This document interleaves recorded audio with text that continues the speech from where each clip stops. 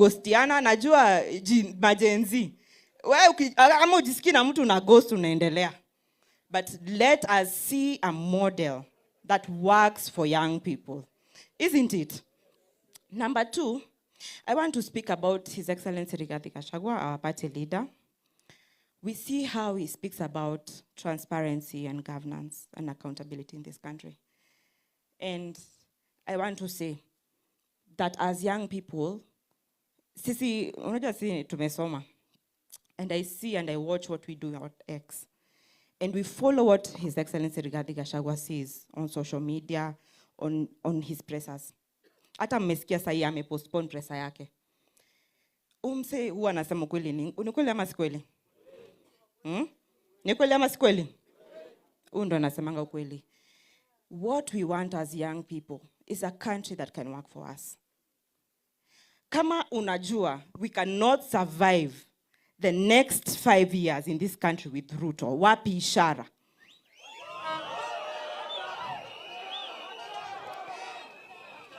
Uyo jamani, one time, si one time. Tumejangori, hatujajangori. Kasongo must go. Rigathi Gachagua tano fresh.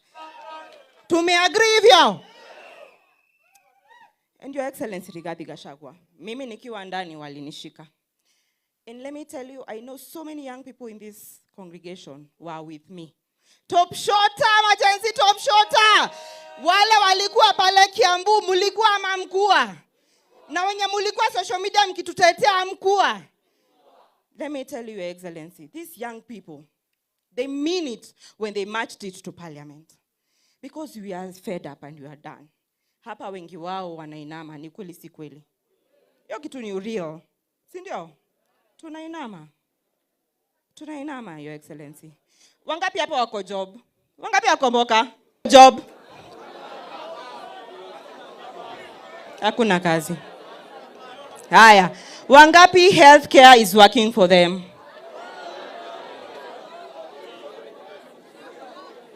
Your Excellency. Education. Wangapi tunalipia brothers zetu na sisters zetu shule? Haya, wangapi tuko na kitu kwa mfuko? Wangapi tuko na kitu kwa mfuko? Hatuna. Your Excellency, our expectations are very high with you, but we know you can meet them. And that's why today Murkomen anaangalia anashangaa vijana wako wapi, kumbe wako wa Monyoro. Anashindwa vijana wako wapi, tuko wa Monyoro. And we have a new leader, and our leader is Rigathi Gachagua. Ni kweli si kweli?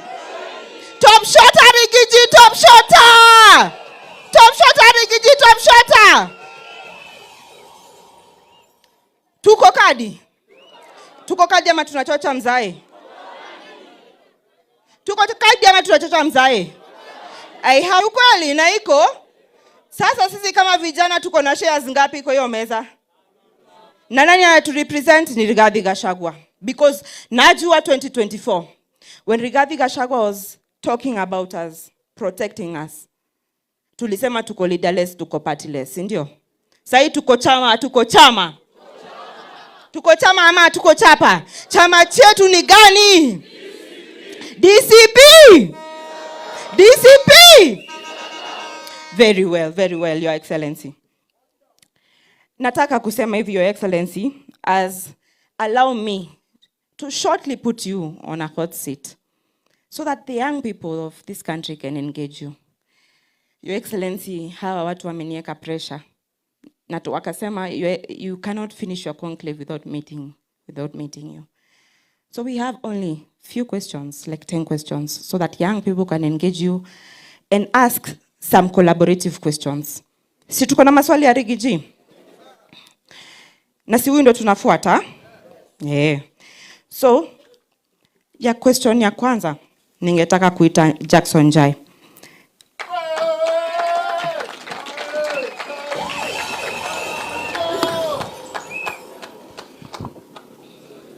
Your Excellency, this is Jackson Jai, the Nakuru County Youth Leader.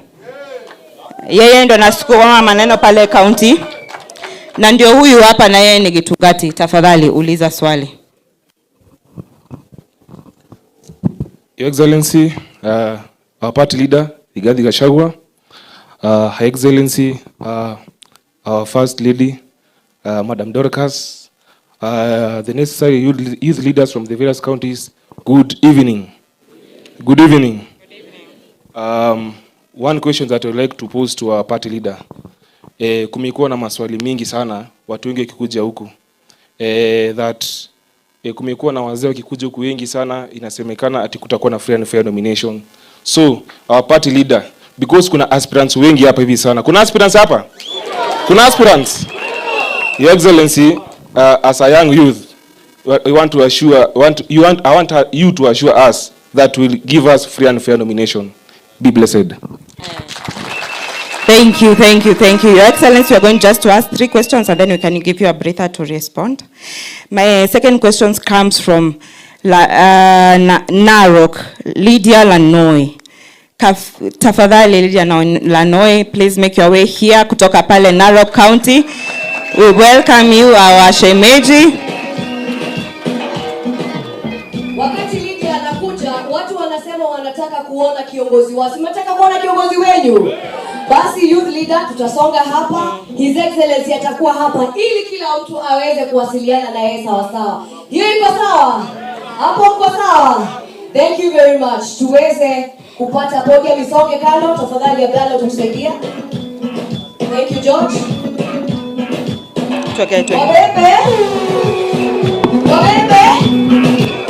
When our party leader Rigathi Gachagua, when he was the deputy president of Kenya, he was impeached just because of saying that we should not be shot as the Gen Z. Mukumbuke our party leader as Rigathi Gachagua, when he was the deputy president of Kenya, he took an initiative kwenda kule kwenye mlima kusimamisha vijana kukunywa pombe ambayo haitakikani. Na hiyo inaonyesha the interest that our party leader has for us. Mwisho, agenda number 3, mimi ningependa kusema hivi. For so long, vijana tumekuwa tukitumiwa vibaya. Sisi ndo tumekuwa tukiuza chama. We have been putting our lives at the forefront kupigania hawa viongozi. Tumekuwa tukiweka maisha yetu at the forefront kupigania vyama. Alafu ikifika kule mbele kwenye meza wanaturusha tena. This time tuko ngangari, tuko rada. Kidogo dakika moja tu. Kidogo ya mwisho nikimalizia, nilikuwa nataka kusema tuko rada and we must bring our demands right now. His Excellency our party leader, mimi ningependa kuomba tukikuja hapa kwa hii chama cha DCP, I want you to assure us that there will be free and fair nominations. Mimi nasikia kuna watu ambao wanatembea na wewe wakisema wakishachukua picha wanasema hiyo ni ticket direct. Number 2, mimi ningependa kukuomba vijana ambayo watakuwa loyalties wa hii chama, we will take our foot forward to sell this party. Ningeomba uashue that viti ndogo ndogo hizi kama za nominated MCA zikuwe za vijana peke yake.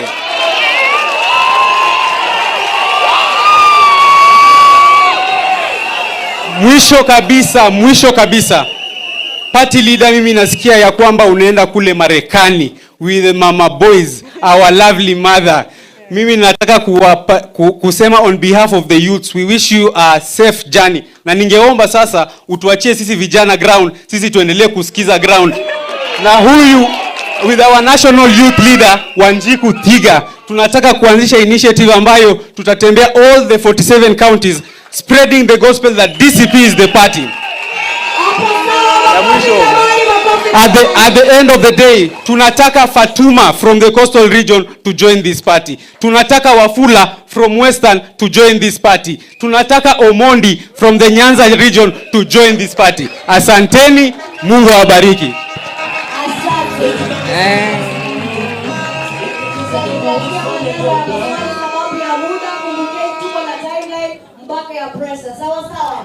Thank you so much, Rose. I would like to allow our party leader, His Excellency, and the 6th, Rigathi Gachagua, ajibu hiyo maswali ingine alafu tuendelee. Asante. Thank you very much. Asanteni sana. Jackson Jai from Nakuru. You have asked about free and fair nominations. Let me say, for the avoidance of doubt, I'm not very clever, but I'm not foolish.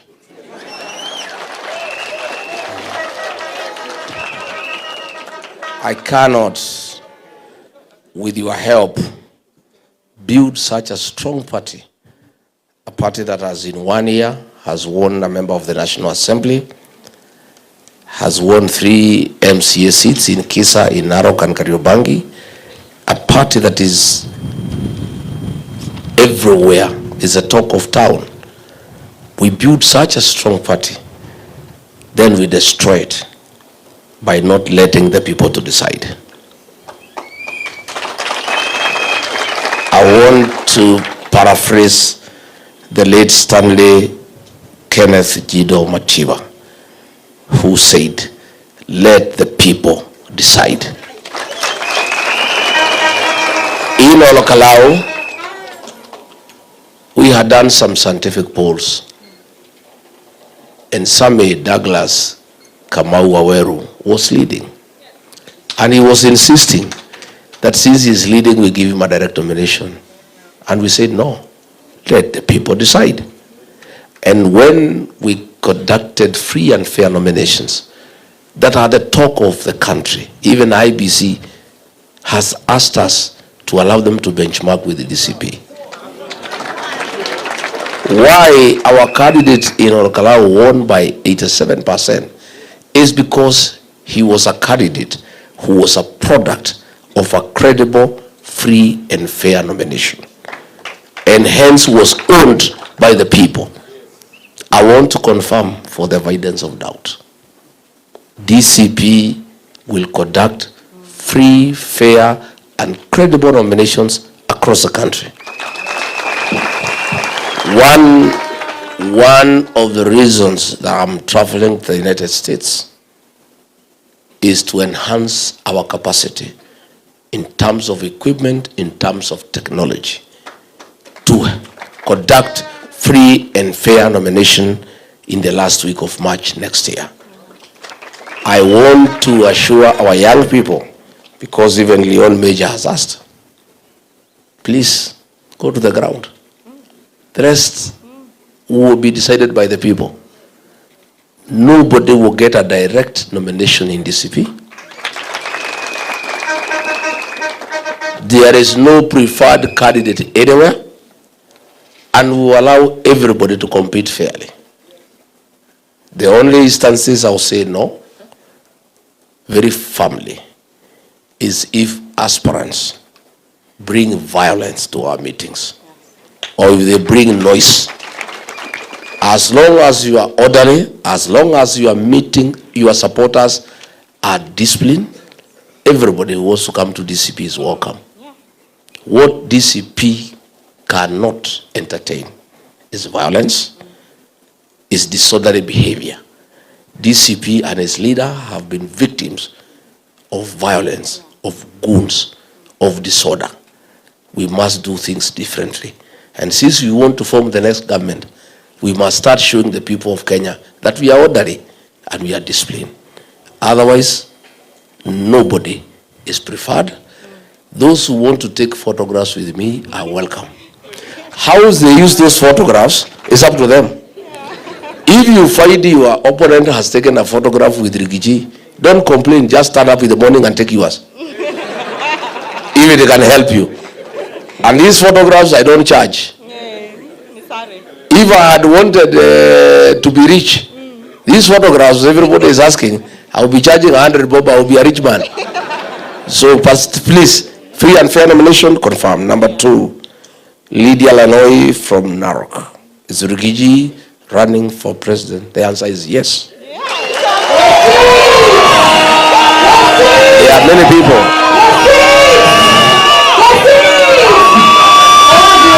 There are many people. There are many people, including supporters of my colleagues in the United Opposition. I've seen them on social media and in public platforms advancing a ridiculous proposition that Rigiji, his work is to remove William Ruto and give leadership to others. Ati hiyo ndio kazi yake. Ati Rigiji has a beef with William Ruto because he removed him from office, and therefore he should just help us to remove Ruto and anoint somebody else. Rigiji is not a kingmaker. Rigiji is king.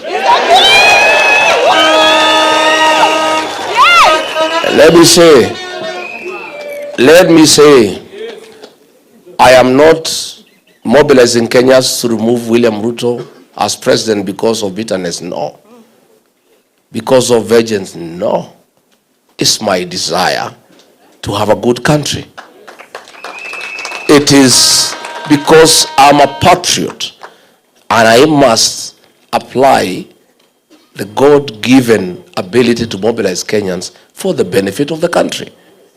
I'm not doing it because I have nothing personal against William Ruto. I have everything against what he stands for and what he does.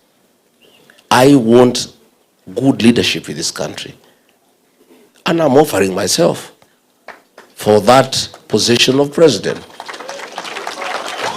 And let nobody tell you that because I was removed from office, I cannot run. Section 75 of our Constitution says, yes, anybody removed through that method should not vie. But Section 99, Sabbatical 3, and the two sections must be read together, that anybody who has a challenge on matters of Chapter 6 of integrity cannot be stopped from vying until and unless he or she has exhausted all the remedies provided by the Constitution, all the way to the Supreme Court. And the two sections, the frame of the Constitution were clear. They must be read together. We are in court, in the Court of Appeal. We'll apply sanity. We'll apply the law as it is read and allow Rigathi Gachagua to be who he is. And I am determined to pursue political office because that is what Kenyans want. Yeah. Number 3, Leon Major, yes, you guys said you are leaderless, partless, true. But for us to have meaningful change, a leader must be elected. Yes. A leader must be elected through a political party. Yes. So the reality of the Kenyan politics and our constitution is that the agencies must belong to a certain party and they must back a certain leader, one way or another. It is my request that if the young people of Kenya so desires to fight Rigathi Gachagua to be that leader, it is my desire, it is my prayer, it is my request that the young people of Kenya identify and associate with the DCP party as a vehicle that will deliver the change that they desire. Thank you. Tuweze kupata maswali pengine so that His Excellency our party leader aweze kujibu. Okay, thank you. I want to endorse what our Excellency Rigathi Gachagua said. When we entered by-elections, and that is beginning in 2025 and this year 2026, Rigathi Gachagua endorsed the leadership of young people. Wacha niseme kule Narok town tulikuwa na mheshimiwa anaitwa Masikonde. Pale Kariobangi North tukakuwa na mheshimiwa anaitwa Wanyoike. Na kule Kisa East tukakuwa na mheshimiwa anaitwa Aduda. Those are young people. Na 2026 tukakuwa na chokora wetu. Tunamjua ni nani? Sindio, this is the person who endorses young leadership. Na mkiniona hapa, si mimi ni kijana. Wewe ukijiangalia, wewe si kijana. Thank you so much, Your Excellency. We want to thank you for the leadership, and we want to thank you especially for believing in youth leadership. Niseme, Sahi, I want to give the opportunity to the next 3 leaders from different counties to ask a question. Probably there is one thing I did not respond to that was raised by Major. Ya kwamba hizi viti alisema ni ndogo ndogo. Siwachiwe vijana. Hakuna viti ndogo ndogo. Leadership is a very serious undertaking. These MCAs are not small people because they change lives. County assemblies oversight county governments to make sure that public resources allocated to the county are used prudently to the benefit of the people. They make laws that govern the county. So those seats are not small. Those are serious seats. And I'm very happy. Most of you young people have registered to run as MCAs. I came to Karatina, my hometown, last year. And the aspirants who are Gen Zs could not let anybody say anything. Everybody wants the Gen Zs. And I thought the Gen Zs are using their numerical strength to intimidate the elderly people. Then I asked the women who are my friends in the market. The women told me this time to Gachagua emergency. So I want to encourage you, run for these seats, run as MCs, run as members of parliament, run as senators. But those who will not make it, I agree. Nominated slots for DCP will not go to boyfriends and girlfriends.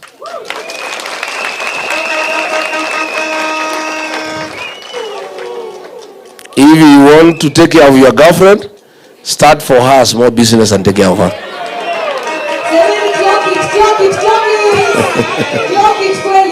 Senior, nominated slots in DCP will be for young people who have demonstrated hard work and loyalty to the cause and to the party. And I am checking, and I will be personally in charge. Let nobody tell you that kuna watu ati watapeana viti huko. Mimi mwenyewe naangalia hapo Nairobi City. I've already identified a young man called Jemo. Huyo kijana.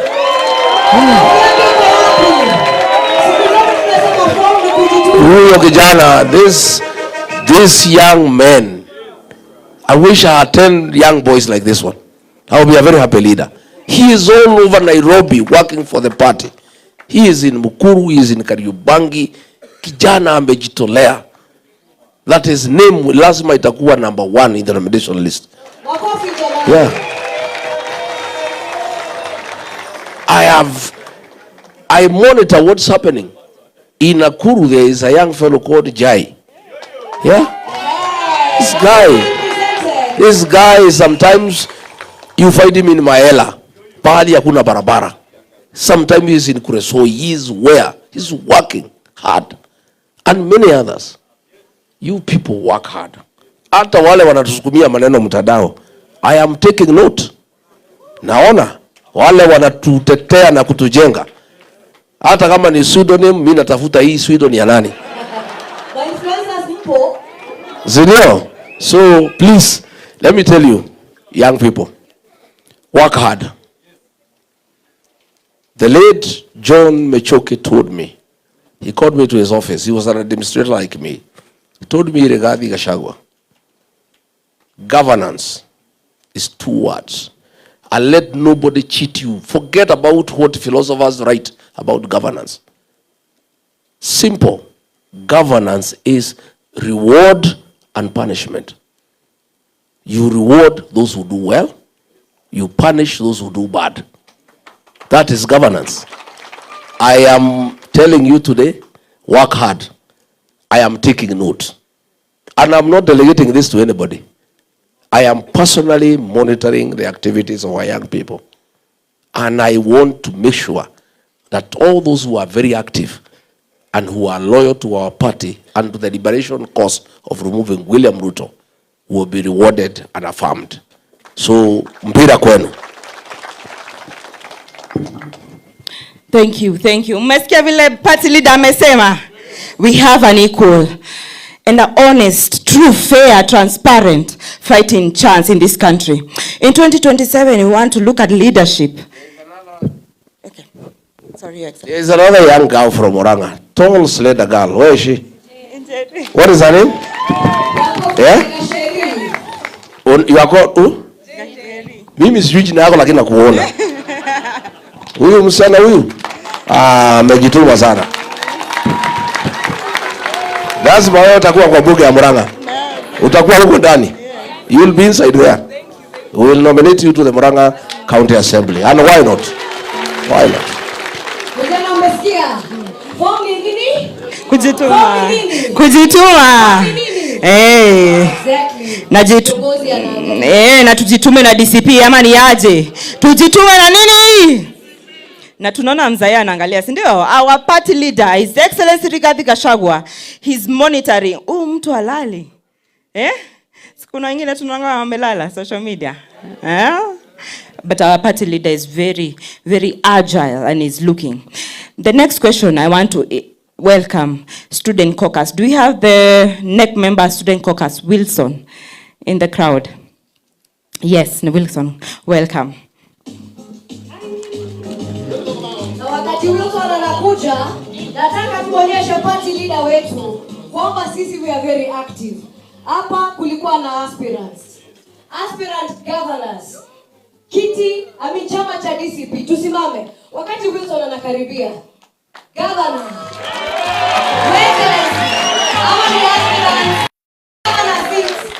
Jenzi ya DCP. Hii ni Nakuru County. Governor kutoka Nakuru. Na chama gani? DCP. Wilson anapokaribia, senators aspirants wasimame.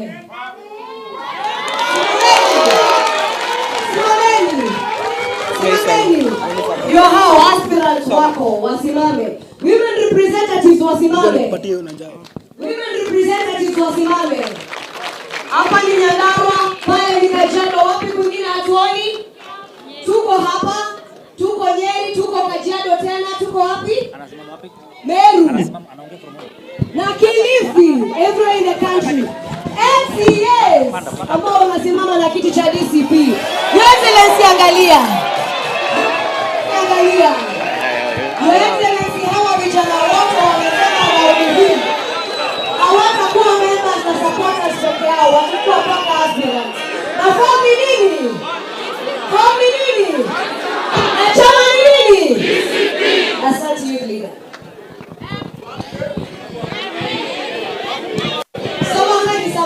Samahani.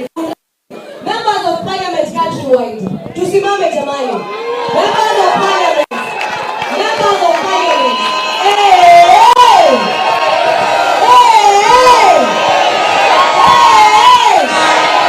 Lakini vijana niwaulize, mkienda bunge, mpatane vijana kama 100 wa DCP.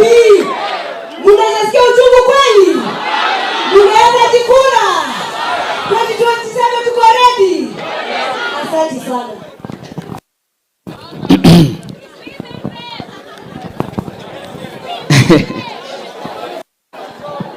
Nimesikia wanauliza mambo ya women rep. Uliza women rep.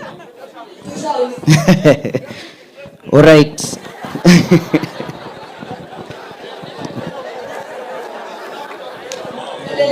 Sawa.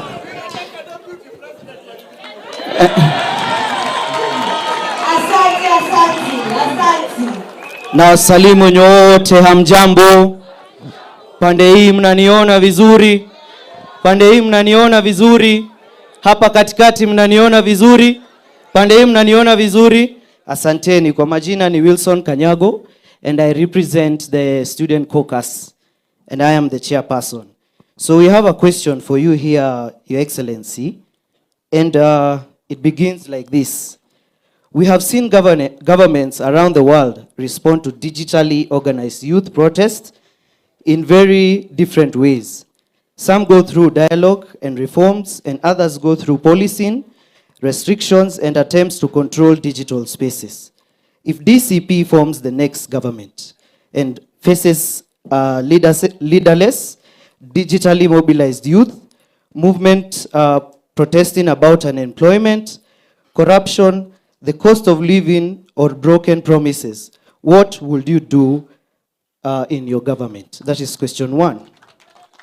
And perhaps the bigger question is, will your government see an angry person as an enemy of the state, or as a citizen whose government has a responsibility to listen? Kwa sababu sisi huwa tunasikiza nini?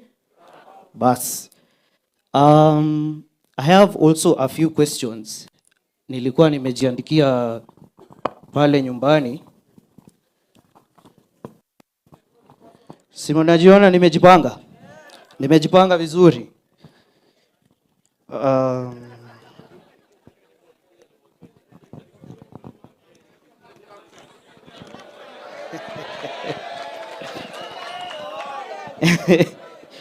Mimi saa ingine huwa ninaona His Excellency akipanda mahali huwa anapanda na kakaratasi kama hii. Alafu unaona ndio anafinya kasongo kabisa. Sasa mimi nimechukua hii, nimesema I want to be like my party leader. All right. First of all, I will want to, as a student caucus, comrades power. Comrades power. Comrades tibim. Comrades finya. Asante. We will want to say thank you so much for giving us this chance and opportunity to come here to Wamnyoro. Kuna wengine wametoka Western pale Shamahoho. Wamekuja all the way na lazima wasikize His Excellency Rigathi Gachagua. And of course is to acknowledge your strength to make Kenya better again. Even though I quote what you always say, you regret, because among the biggest mistakes, it was done by you. But you will want to restructure and make Kenya again. Ingekuwa ni mimi, personally, ningekuwa nime give up, na nimesema mujipange. Sisi kama comrades, you are our presidential candidate. Because during the 2022 Gen Z maandamano, he was the only, 2024, makosa ni, he was the only principal who said we need to sit down and listen to these people, what they are saying. Yet, jioni, kuna mwingine alituita criminals and violence human beings. Terrorists.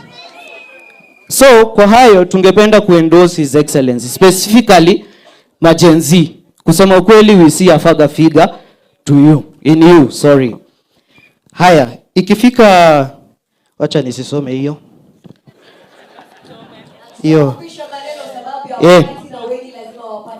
Asante.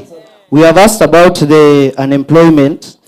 Na hii Kenya, mahali imefika. You go to university, unasoma 4 years or 6 years, depending with your degree. Sindio? Lakini, if you don't know someone who knows someone, and that someone knows, hiyo kazi utapata kweli. So, we want Your Excellency to actually answer the unemployment and uncertainty after graduation. Because currently, KMTCs, wacha mimi niko na Intel kidogo. KMTCs huwa wana graduate 20,500 students every year. And only 5,000 are given jobs. Hiyo ina make sense kweli. Hao wengine wote waenda wapi? Si ndio? The last thing, let me finish. Thank you. We have the funding model. We really request you to pick a vita hii funding model. Kwa sababu haitasaidia vijana. It will not help them at all because there is delay in disbursements and the help itself identifies inadequate funding and just for an equalizer in everybody's life. Akisha soma apate hiyo degree. Si mambo yake hapo mbele iko sawa? Sawa. Asanti kwa hayo mengi na machache, nimeshukuru. Thank you so much, Your Excellency. The new funding model for the students has been a quagmire, something we debate on national television and pale ground. Allow me to invite someone else from Marsabit, Roba Boru. Welcome. Vijana wa Borana, Your Excellency, wamekuwa akileta shida sana, hawachi kubali. Uko wana abduct wazee wao. Huyu kijana anaitwa Roba Boru amekuwa akinisumbua every day. Ananiambia kwamba lazima utetee vijana wa Borana. Welcome. and allow us to ask you a question.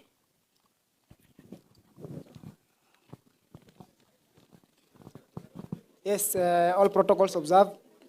Good afternoon. I'm Roba Golicha Boru.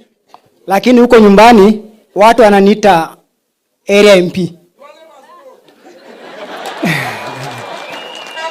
Yes, Duale tayari ameenda, tunangoja afike. Tayari ameenda. So they call me area MP kwa sababu huko kwetu serikali imekuwa kitunyanyasa. Apart from physical development, the government launched a program called Onjua Jangili. They abducted around 84 youths from Marsabit. As youth tumejaribu kupigana na hii challenge, tumecause maandamano, tumecause demonstration, tumeweza kuwarudisha nyumbani, but there are 2 young men who are still remaining unknown. They were abducted on 7th January 2026 and their whereabouts is still not known. They are from Bori location. One of them is called Boruguyo Jilo and the other one is called Alake Malicha. The other one is called Alake Malicha. Kindly, Your Excellency, would like you to address and bring to attention of the public about the whereabouts of those 2 boys. Now, my question is, can a young candidate survive the political jungle? Because in Kenya, politics is all about financial muscle. And most of young people, we don't have those resources, we don't have the capability. But we have very brilliant youths. We have very brilliant youths who are bubbling with ideas. They know how to drive this country ahead. But the political space is going to be flooded with, let me call, the deep state in terms of resource. Watu watakota pesa, watenda pale ground, na sisi vijana tutaweza kunyanyaswa. Kindly, can you address on that? Thank you so much. Makofi ya vijana wa Borana na pale Marsabit, wapigie makofi. Wanapitia abduction, wanapitia execution. Lakini nakumbuka nipigia simu akaniambia naenda off na wananifuata. Nisipopatikana tena ni hivyo. This is a young gentleman, Your Excellency, from Marsabit community fighting for one term. Your Excellency, young people hatuna mbele wala nyuma, tunayo. Mimi hata wakinichukua, mimi sina kitu ya kuluzu. Wewe kama kitu ya kuluzu, nifuuliza tu tuko nayo ama ni kweli si kweli? We don't care, your party leader.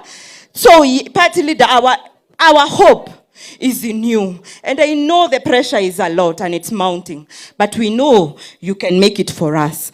All kura zote za Gen Z ni zako, Your Excellency. I want to give you the opportunity to respond.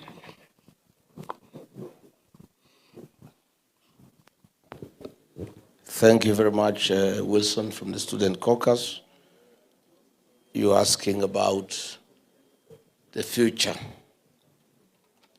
the safety of the digital space in our administration. I want to assure you that some of us have accepted technology as a way of life, and not anybody stupid would fight this technology. It's the way we communicate, it's the way people get to move business. Nothing now today is being done manually. I want to say that in enhancing our democratic space, everybody will be allowed to express themselves digitally, and this issue of people being suppressed because of digital expression is a thing we will not allow. Again, you have asked a very good question, whether those who criticize our new administration will be seen as enemies of the state. That is what we are fighting.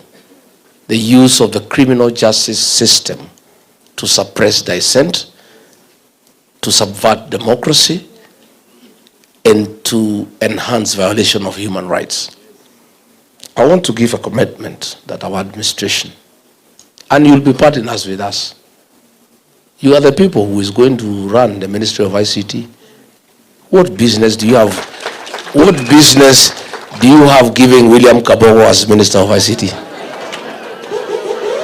Yeah? I mean, surely, you know, there are some jokes that is really an insult. to the people of Kenya and to our young people. Yeah? Why would you want to give a William Kabogo to run the Ministry of ICT? We are very young people who are software engineers with various capacities, who are experts in artificial intelligence, who will really revolutionize digital technology. So we cannot have a government that is an enemy of the people.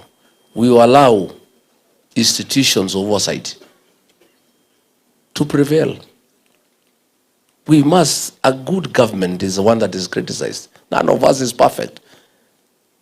Power corrupts. Absolute power corrupts absolutely. Even I regard Gachagua, if nobody checks me, chances are people around you push you to become a dictator. There must be institutions of oversight. And we must allow people to speak and speak freely.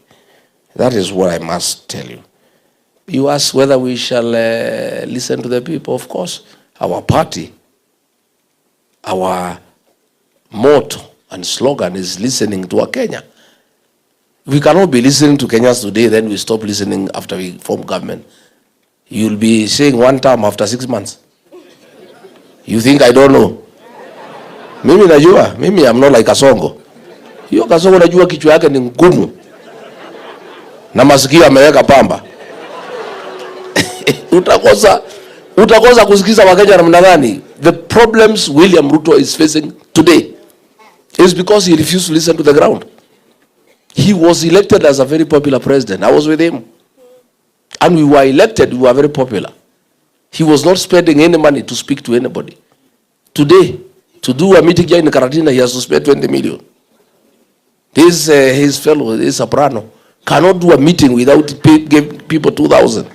The minute you start paying people to listen to you, you have lost it. Because they don't care what you are saying. It's just a transaction, isn't it? People are just transactional. Nasema hii Kasongo vile naenda nyumbani, wacha tumusikize tu hata kama ni uongo atulipe twende. I must continue listening to the people of Kenya.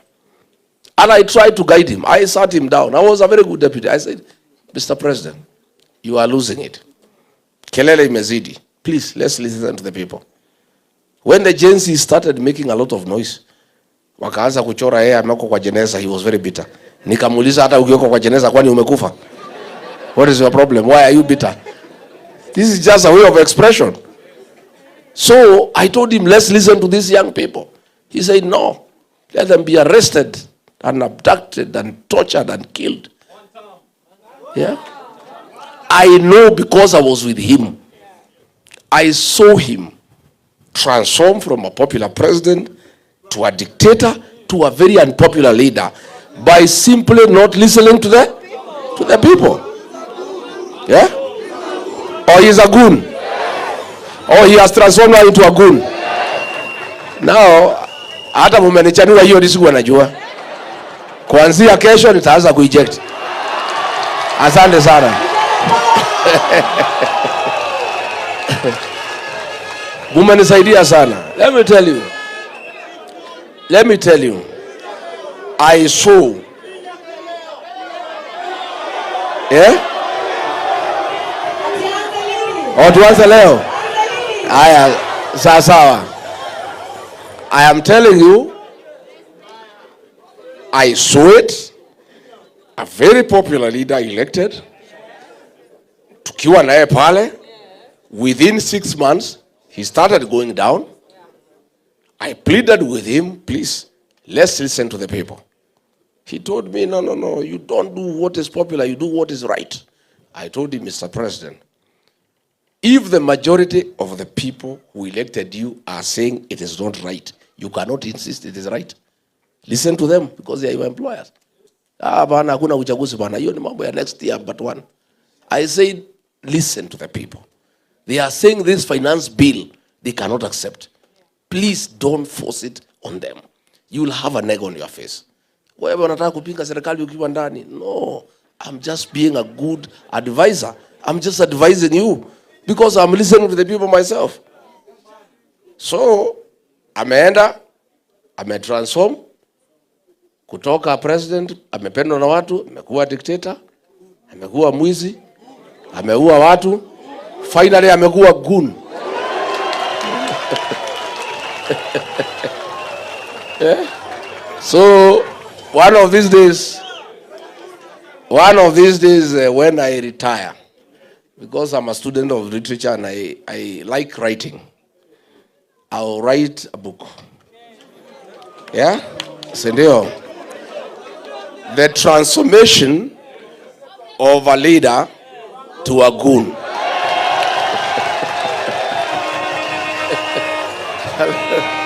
Asante sana. Then, of course, Wilson ameuliza mambo ya certainty of employment after graduation. We just have to fix our country, and we just have to be very realistic. We have to work on manufacturing and import substitution so that we create industries to employ our young people. We have to start agro-processing. We have to start value addition. We must create means of employment. And this is something we have to work on very, very, very seriously. Forget about hii mjengo anasema tumeandika watu milioni, ni uongo. You know? Sasa okay, watu ya mjengo, okay, wale wamepata wachache na hawa graduates. Hata hiyo walipi. Hata kwa hii mjengo walipi. Sasa ona. So now, good people, university financing model. We don't have to wait for next year. The way to come up with a good university education financing model is by involving all the stakeholders, the students, the lecturers, education officials, and parents as well.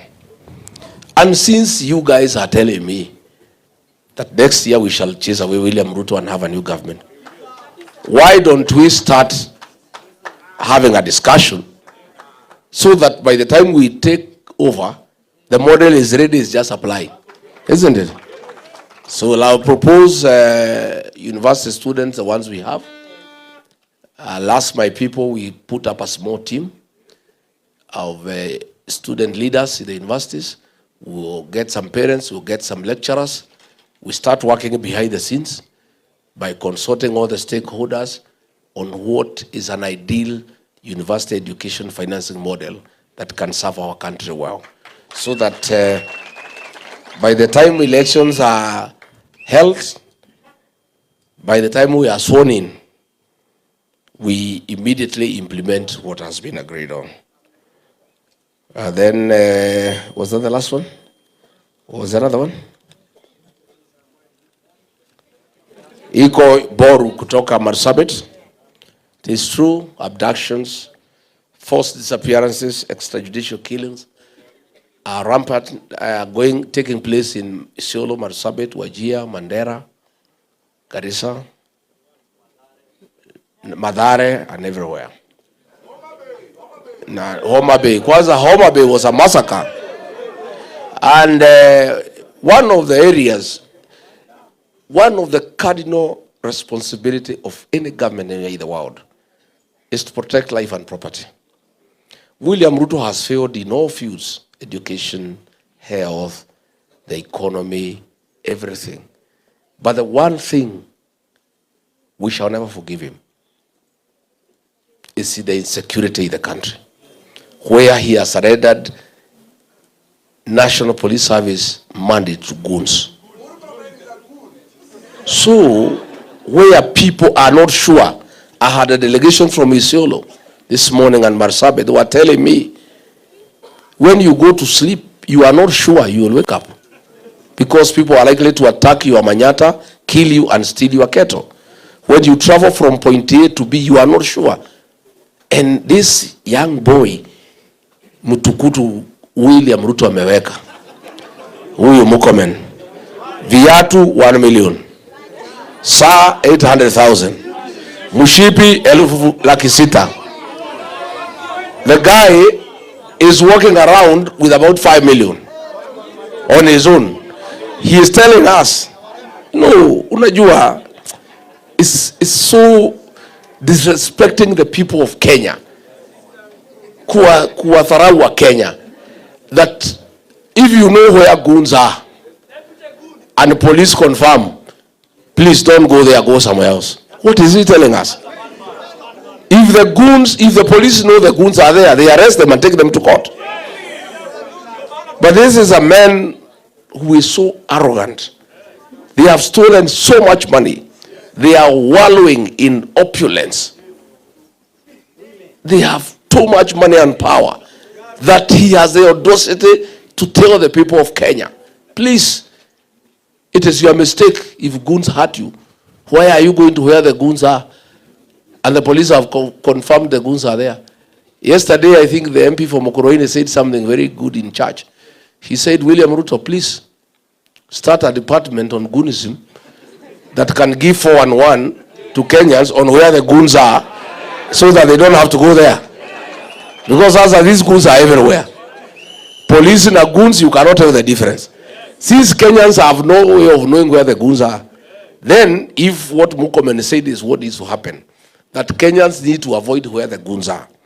And since he said the police confirm where the goons are, can the National Police Service start a small department for information purposes, so that every day, the way they inform us on weather, the way they tell us that it will rain, there will be sunshine, sidio? So tunaambiwa leo pande ya Mathare iko goons, musiende huko. Pande ya Karatina iko goons, musiende huko. Lakini swali yangu ni, since these goons are everywhere, unless Murkomen anasema tuhamie Tanzania ama Uganda, I don't know what we'll do.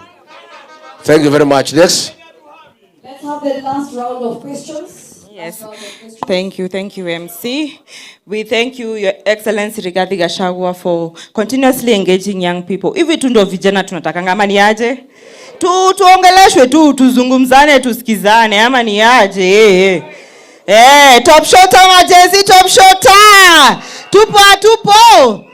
Aya, sawa. As I welcome Women League, Margaret Wethegeni, Your Excellency, the Youth League is a caucus that is acting as a pipeline to create the next generation of young women leaders. Your Excellency, I want to thank you extremely for allowing me and giving me the opportunity to lead at national level the DCP Youth League.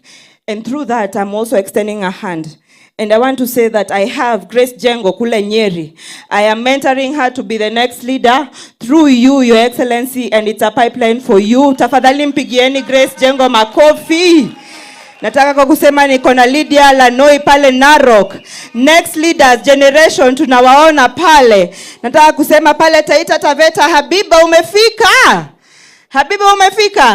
Your Excellency, Habiba is also on her way. And I also want to say, Kisumu, tuko na youth leader, mwanamuke ako wapi? Veronica Blessing. Karibu sana wa Monyoro. Your Excellency, we thank you so much for honoring young women in leadership. And we know in you, we are going to be as powerful as Reverend Dorcas. Have you seen her in the podium? Have you seen her in her element? We thank you, Your Excellency. Tusema Wethegeni umefika, hujafika bado, ufika haraka sana. Please come here and ask the next question.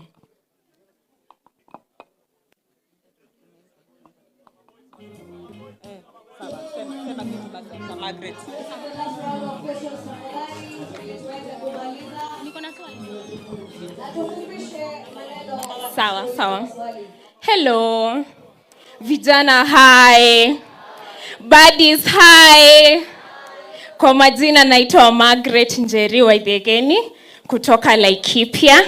Na mimi nilipatana mara ya kwanza na His Excellency wakati ambapo nilienda shule ya Tumutumu Girls High School.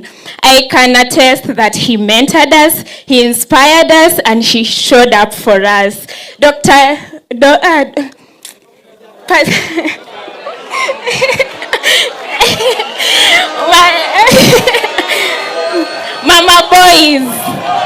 Mama boys.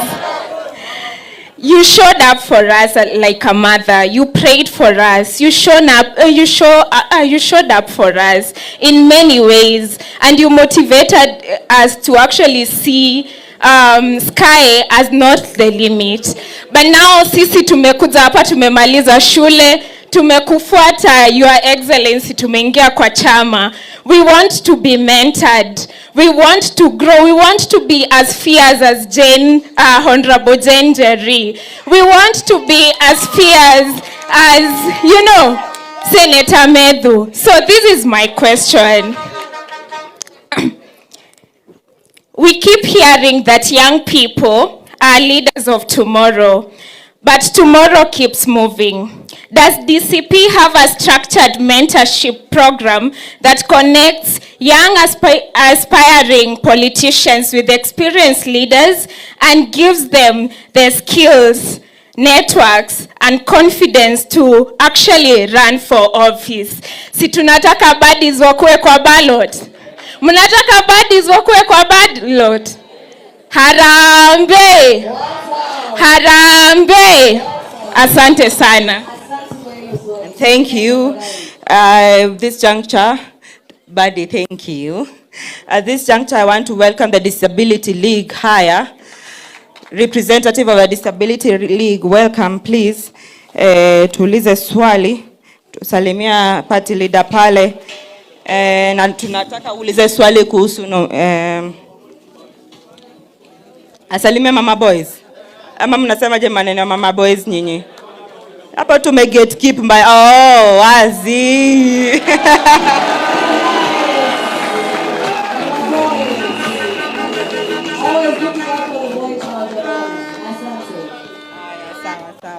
Haya sawa, tuulize swali.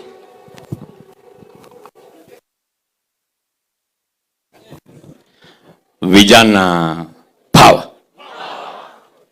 Vijana power. Thank you very much.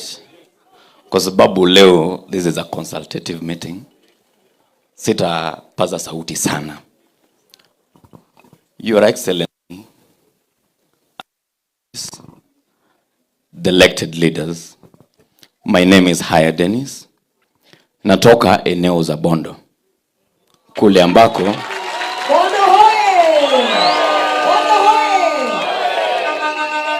kule ambapo tulikuwa na mzee wetu Raila. Yeye ni jirani yangu. Tuliposikia huu mwito, sisi tulifurahi. Kwa sababu kwa muda mrefu tumetamani sana tuone party leader wetu na tusikizwe na party leader wetu. Nilikuja na watu wengi wa DCP na wamekaa hapa mbele.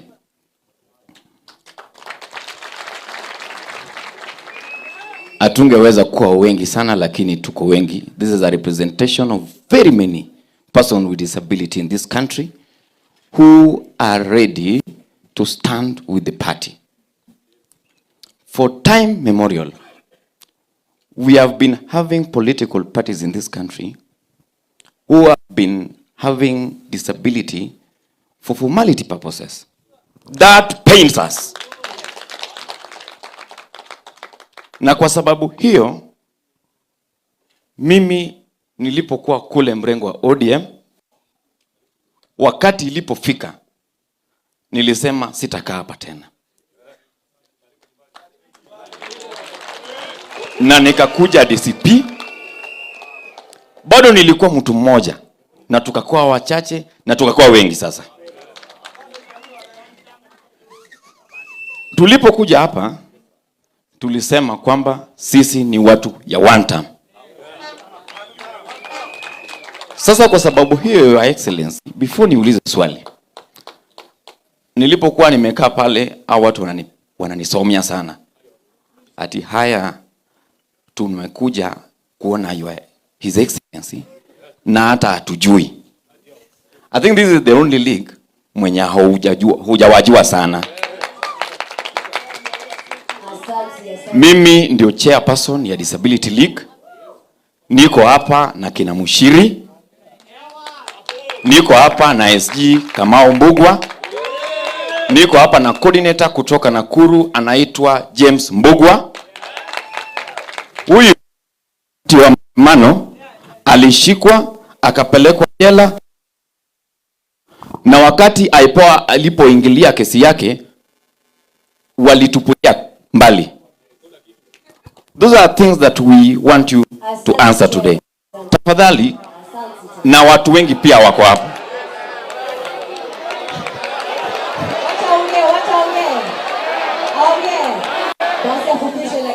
Tuko pia na watu hearing impairment, deaf community. Wamekuwa represented hapa na wachache, ningependa wasimame wao pia muwaone. Kando na hiyo, Your Excellency, tuko na aspirants hapa kwa Disability League. Just imagine. Wao pia ningependa wasimame uwaone the aspirants. Niko hapa na Mchiri, niko hapa na Kamau, niko pale na Marian, Maina na hao watu wengine wote. Na Teddy pia ako pale na ule mwenzangu. We are coming here as an asset. For many times, disability has always been looked at as a liability. We are no longer coming here as a liability. And for your information, we have a plan. Hiyo plan ni ya kwamba we want to walk across the country. We want to mobilize over 300,000 persons with disability with the card. Na unajua sisi tunakuja kama we are having a ripple effect kwa party. Kwa sababu huyu Kamau hapa for example ametembea na guide wake. Huyu Mshiri ako na guides kama 5 wenye wako hapa. Wakati au 300,000 wanakuja kwa party, they are coming like 300,000 times 3 or 5. Hiyo kura karibu imeingia 1,000,000. Na hao wote ni ya DCP. Sasa tafadhali, kwa sababu ni ya muda, ningependa hao watu waseme jina yao. Hii Mshiri dogo tu. Wamesema time imeenda. Lakini wacha niulize swali sasa. Swali niko nayo ni kwamba nimeona, na kwa sababu mimi pia ni vijana, wamesema nomination. Sisi pia tunaliza hiyo swali. Huyu Mshiri akisimama pale Kariobangi North, si uache yeye akimbie peke yake? Wamesema hapana, lakini akisimama hivyo, tafadhali anaweza kuwa na ile assurance ya security.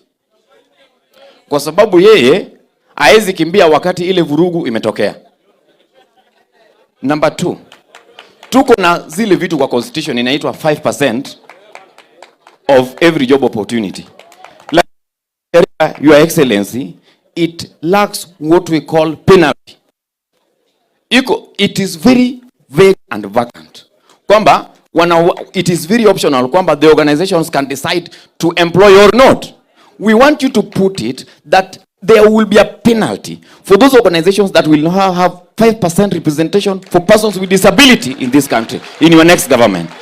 We have a proposal there that will request to be presented to you in your due time if you allow us. Bado tuko na wewe hapa. Baada hii tunaomba utuone nyuma ya tent sisi kama persons with disability. Ndio hii watu wote uwajue tafadhali. Thank you very much. Vijana power. Asante sana.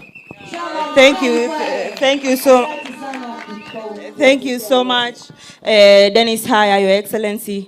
The representative of disabilities only asking for inclusion. And I know inclusion what it means, kwa sababu sisi kama akina mama tumekuwa tukipigania 2/3 na hadi walewa haijapatikana. But we know, Your Excellency, with you disability na women inclusion itakuwa pale mbele, kipaumbele. Swali yetu ya mwisho, Your Excellency, so that you can respond to us. And as I ask Mike Steve kutoka kule Murang'a, who is the county youth leader wa Murang'a na ni medic. Huyu alipigwa risasi karibu 5-6 akiwa Olkalao akipigania chama. Aulize swali ya mwisho. Your Excellency and the 6th President of Kenya, Her Excellency Dr. Reverend Dorcas, na majenzi wenzangu, harambe!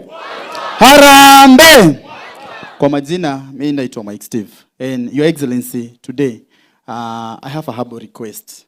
I love the good job our lawyers do, read by Mheshimiwa Njeri Maina. Kila time mwenzetu ameshikwa, wanaungana, wanaenda wanamtetea. Mimi kama medical, I'm a doctor by profession. Ningetaka utupatie ruhusa. Pia sisi kama madaktari, when I look at this all, and I know several doctors wako DCP, na several nurses na pia pharmacists. Pia sisi tungetaka tukue na kikundi. Ili tunapoenda kule campaigns ama kule rallies, when one of us is injured, tunamshughulikia mbio mbio, anarudi kwa ground, anafukuza kasongo. Ama ni aje? Your Excellency, kwa bahati mbaya tunaongozwa na CS ambaye hana clue yoyote. A clueless CS wa health. Unamjua? Yule mse wa kule juu. Si ndio? Your Excellency, as the young people we are able, and because you'll be our president. Mimi kama Gen Z, hata hiyo kiti ya CS tunaweza sukuma nayo ya health, si ndio? Because at least tunaomba, sababu tumeona pale tunaenda katika campaign zetu ama rallies, most of the Gen Zs are injured. Kama venye I was injured kule Olkarau. Tungetaka tafadhali tupe ruhusa tuweze at least kuwa na kikundi cha hao madaktari, tunashughulikia mmoja wetu anarudi kwa siasa. Mwisho kabisa, I want to assure you, I come from Murang'a. Murang'a hoye! Murang'a hoye! The Gen Zs from Murang'a are fully behind you. Na Your Excellency, usiwe na shaka. Pare Murang'a there was a proxy party imekuja hapa imeziduliwa. But the youth of Murang'a are right behind you, and we assure you, kura zote za Murang'a, mimi nimeongoza tukokadi. Mimi nimeongoza the mass voter registration, and we can assure you the numbers of Murang'a manzi dizo zitasil kila kitu. Vijana hoye!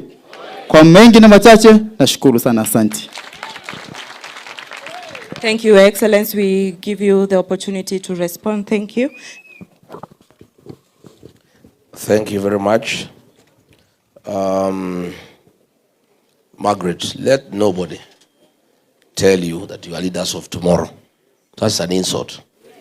Hiyo ni kutukano.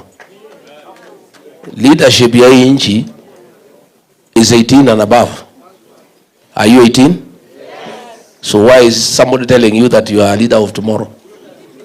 You are the leaders of today and tomorrow. You are the present and the future. I want to encourage you, good people. Come out and lead. Go and look for these positions. You guys are the majority. Why would you lose the seat? Unless you people don't love one another. Persuade your colleagues that this is your time. I don't want anybody to tell you are the leaders of tomorrow. We have a very strong mentorship program. If you check in the party, the elected leaders I have, akina Methu, akina Jane Jerry, akina Karungo Thangwa, I allow them to flourish. Mimi siwafuniki. Many leaders don't want young people to flourish. They feel insecure. I'm not insecure. Hii vijana wakiongoza hata mimi nipumzike, si ndio mzuri? Yeah. If they can take over and run this country, mimi nikae hapa na Reverend Dorcas tungoje watuletee chakula mwisho wa mwezi, iko makosa gani? I want to be the leader. My legacy, I want to live in this country. I want to be that leader who mentored young leaders and gave them space and made sure they are solid leaders. Iko mtu alikuja kuniambia juzi, hii akina Methu usiwakubalia waende sana. Watu wanaweza kuja wasahau wewe waende kwa hawa. Nikamuuliza, hata wakienda na hawa na ni watoto wangu, iko makosa gani? What is the problem? We must be genuine. Why do we have a problem in ODM? After the death of Raila Odinga, he built a very strong political party. It's one of his greatest legacies, a strong political party. But he never mentored anybody. After his death, the party is up for grabs. There is nobody. There is no succession plan. Ile iko imeuzwa. Si imeuzwa?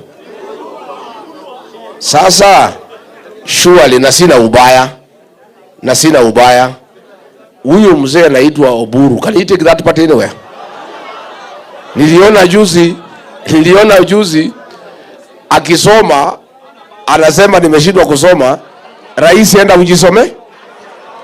But if the right honorable Raila Odinga had probably allowed Babu Owino to grow, yeah, if I was Raila Odinga, I am not.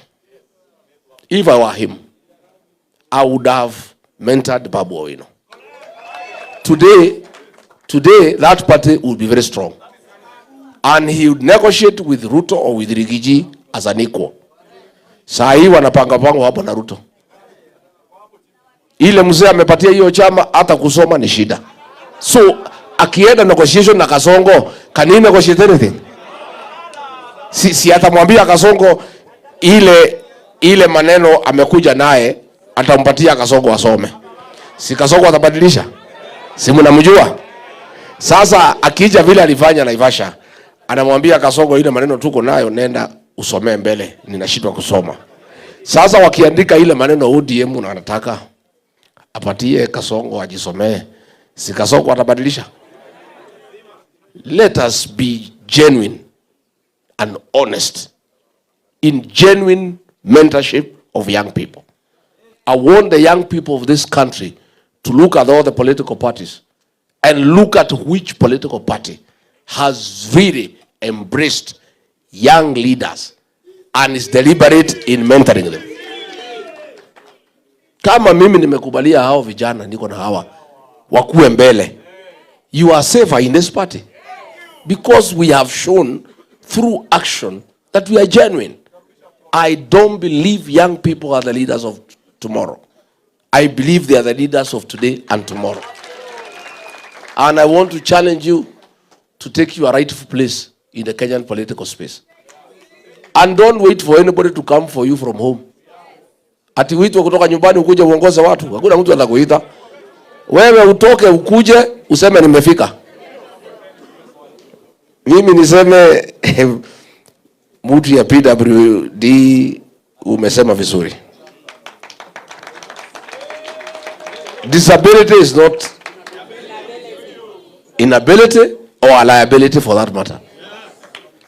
Na mimi wacha nikwambie huyo jamaa anaitwa Mbogo ya Nakuru.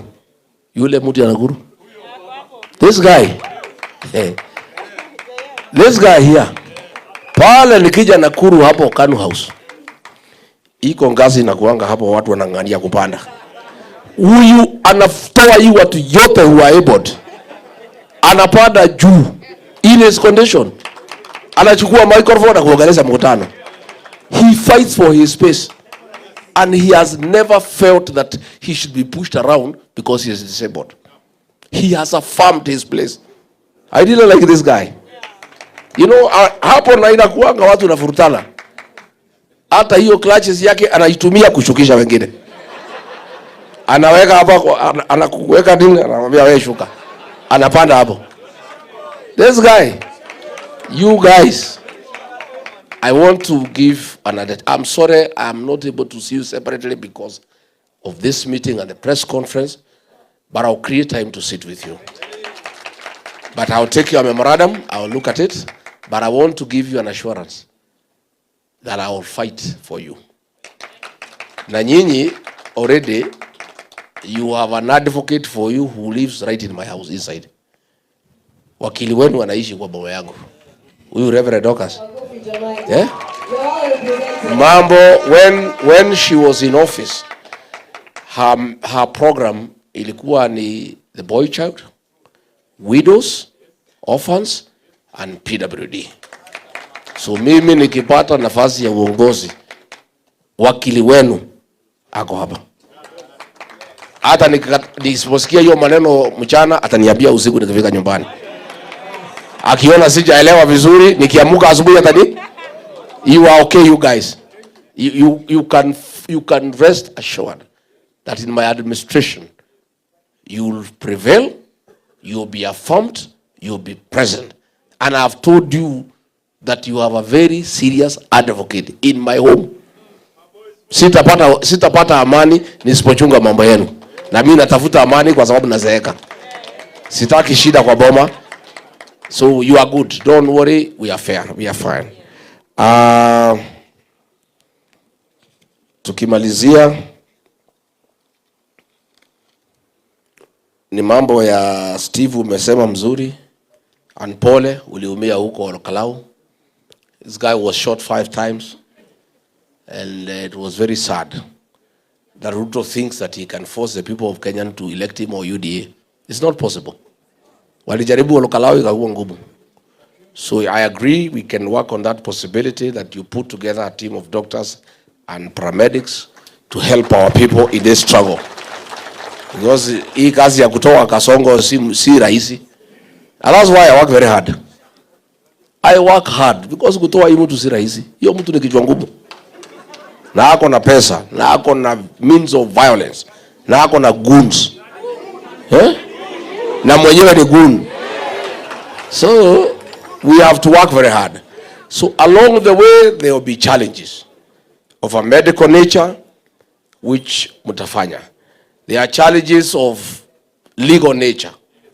I want to thank Kasheria na wengine wakati ya Gen Z alisaidia sana. You know, at least I was away in the States and our young people were safe. Huyu Wanjiko Thega alifungwa 17 days. Alishtakiwa na terrorism. Akafungwa 17 days wakiwa na kijana mwingine anaitwa Kawanjiro. Akateswa, she was stripped naked by men. Wakimlazimisha to implicate me and meddle kwa violence. Na ndio nikamwambia tu pia wakati kifika tutapanguza haya machozi. Si ndio?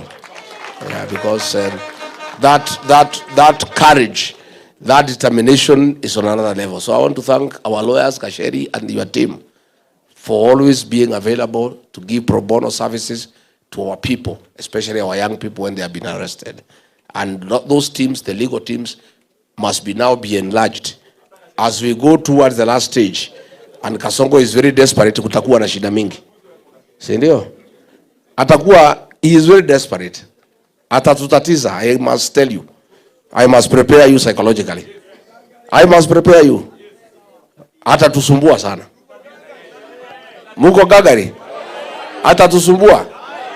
But you guys, the good thing you have said, nyinyi, you have nothing to lose. You can only gain. Si ndio? So mkuwe tayari, but we'll put our lawyers on standby. In every county we'll have a team of lawyers. The way Steve has suggested, a team of doctors and paramedics, just to be at hand to assist when there are challenges. Rose, how many more to go? Your Excellency, we are done. We actually wish to present you with a gift. Kidogo tu, we will do it in sessions. Vijana sikizeni. Naelewa.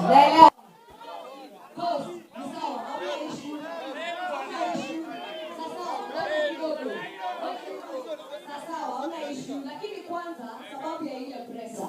Kumbukeni tulisema kwamba tuko na session ambayo tunapata His Excellency ya content pale nyingine na photo session. Sio? Na hiyo tutakuwa nayo. Ni sawa. Because I also want us to engage in that way. Sawa. Sababu tukianza hivi kila mtu atakuwa na swali. Na ndio maana tunataka tu manage. Sawa.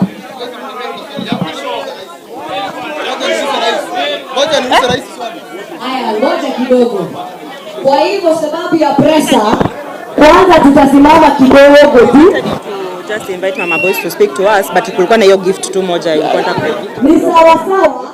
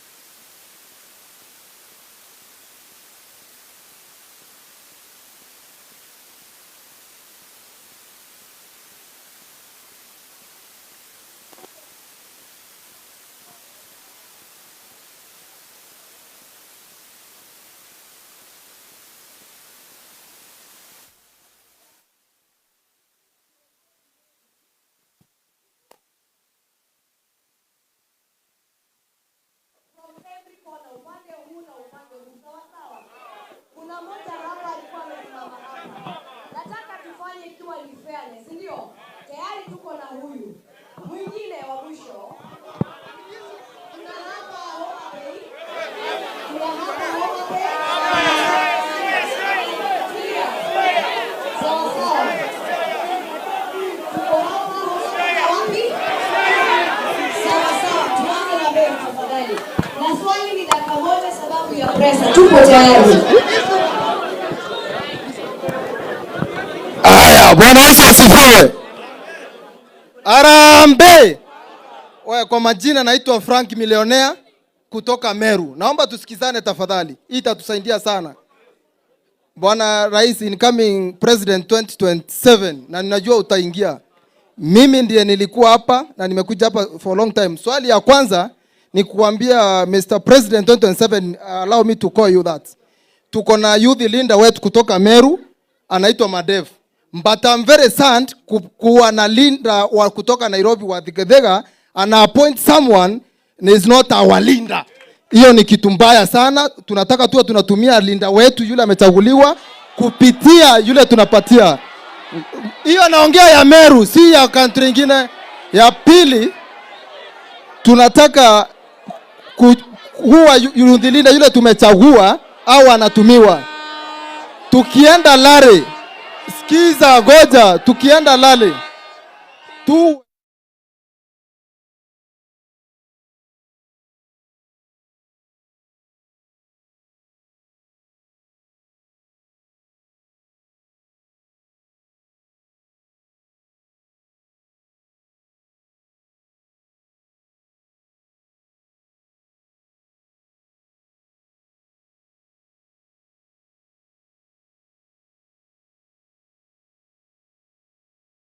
so tuwa tunaungana pamoja tukishikwa.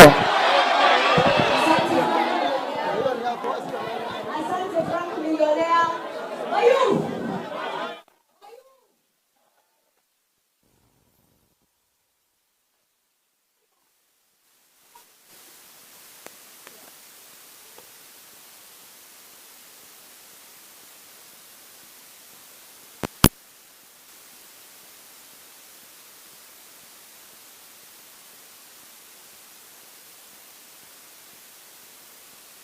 Tusikize kijana kutoka Homa Bay.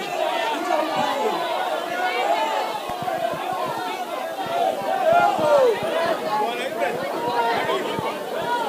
Your Excellency. Vijana wewe. Your Excellency. My name is Gerish Polo Otieno, and I'm from Nyanza. It will be unfair that we came from Nyanza, a region that is very hostile, even to us, and we are not given an opportunity to talk. I have two things to say.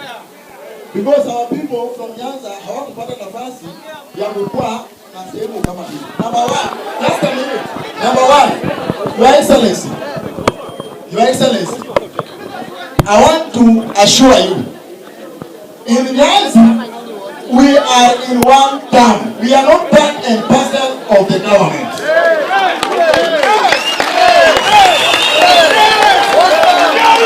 The people you see singing two term are common, and some of them have turned into vampire like Gladys Banga from Homa Bay. Number two, Your Excellency, as the people of Nyanza, I want to request you, we want to feel part and parcel of this party. Come and visit Nyanza and don't fear anything, we will welcome you. Your Excellency, you are the party leader from DCP or DCP. You are a Kikuyu. And I appreciate, I don't have a problem with that. And I want to say the people of Nyanza, we don't have any problem with Kikuyus at all.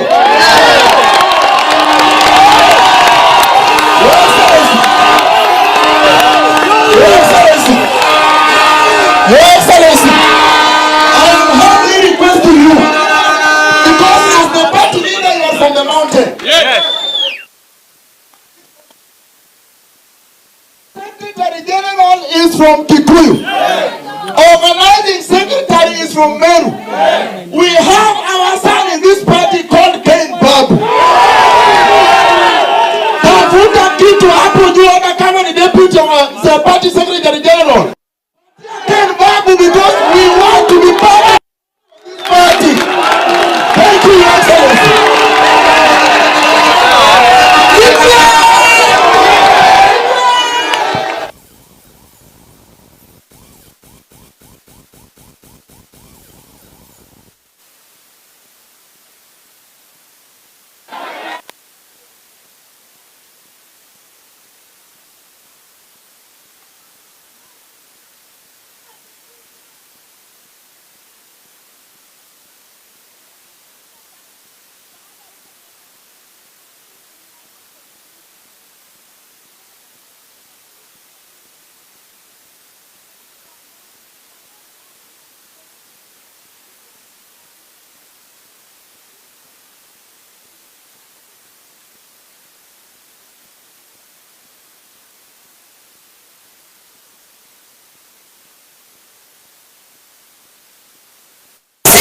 Tunakwenda wa kwanza kukutetea, kusimama na wewe na kukosa usingizi. Kwa hivyo mimi nataka kusema nikitoka Nyeri, Kieni, Kafaru, wamama wote, wasichana wote, warembo wote na Rigathi Gachagua, tusinyanyaswe na tusipewe intimidation.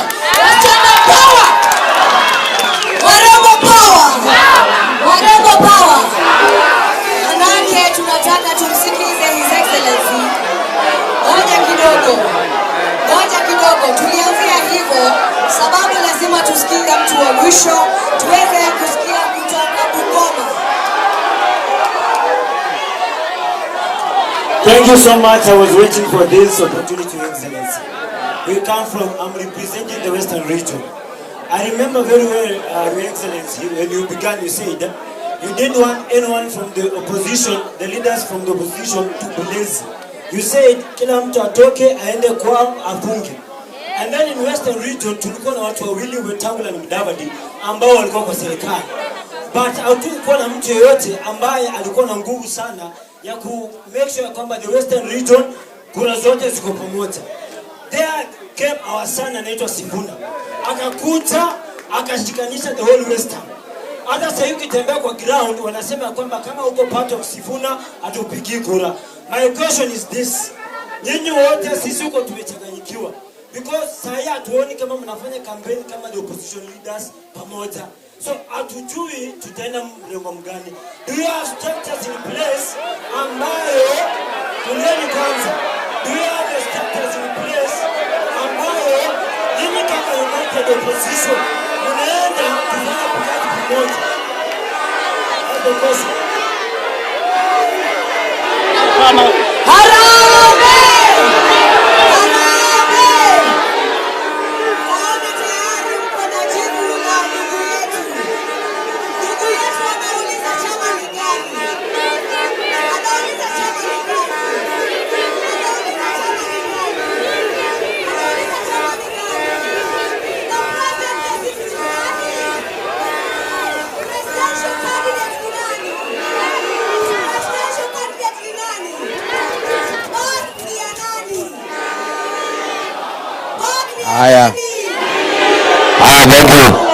Please be seated.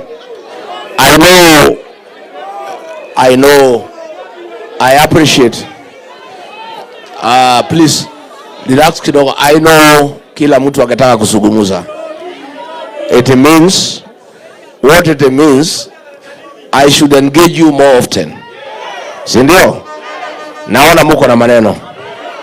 Na if I had planned well, munisamehe, I would have set this day aside for you and nobody else.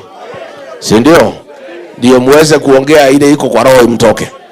So just be patient so that we have to prepare for the presser. Niseme kutoka Meru, if there is a problem, we'll look into it. We'll look into it definitely. Na public rallies nikija. Going forward, we'll make sure 2 Gen Zs, vijana wanapewa nafasi na wasichana wawili. Yeah, after tumepatia wale wanataka viti, ndio Gen Z pia sauti yako isikike, si ndio? James Otieno, from Homa Bay. Please just be attentive. I appreciate that Nyanza is one term.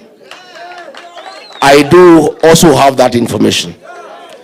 Unajua Kasongo aligongwa na Wanga na Junet na Oburu akauziwa ODM ambaye ni Shell. Unajua yeye alikuwa anafikiria ananunua pamoja na Wajaluo. Hii Wajaluo, na nimesema mara mingi, hii watu Wajaluo ni watu safi sana. Kwa akili na masomo wako mbele sana. You cannot purchase the Luos. These are people, this is a community that is very intelligent. It's a community that understands what is going on. Na ndio uliona hiyo vita ya Homa Bay, akina Wanga did not want Kasongo ajue alinunua Shell ya ODM. Alijua aliula deposit.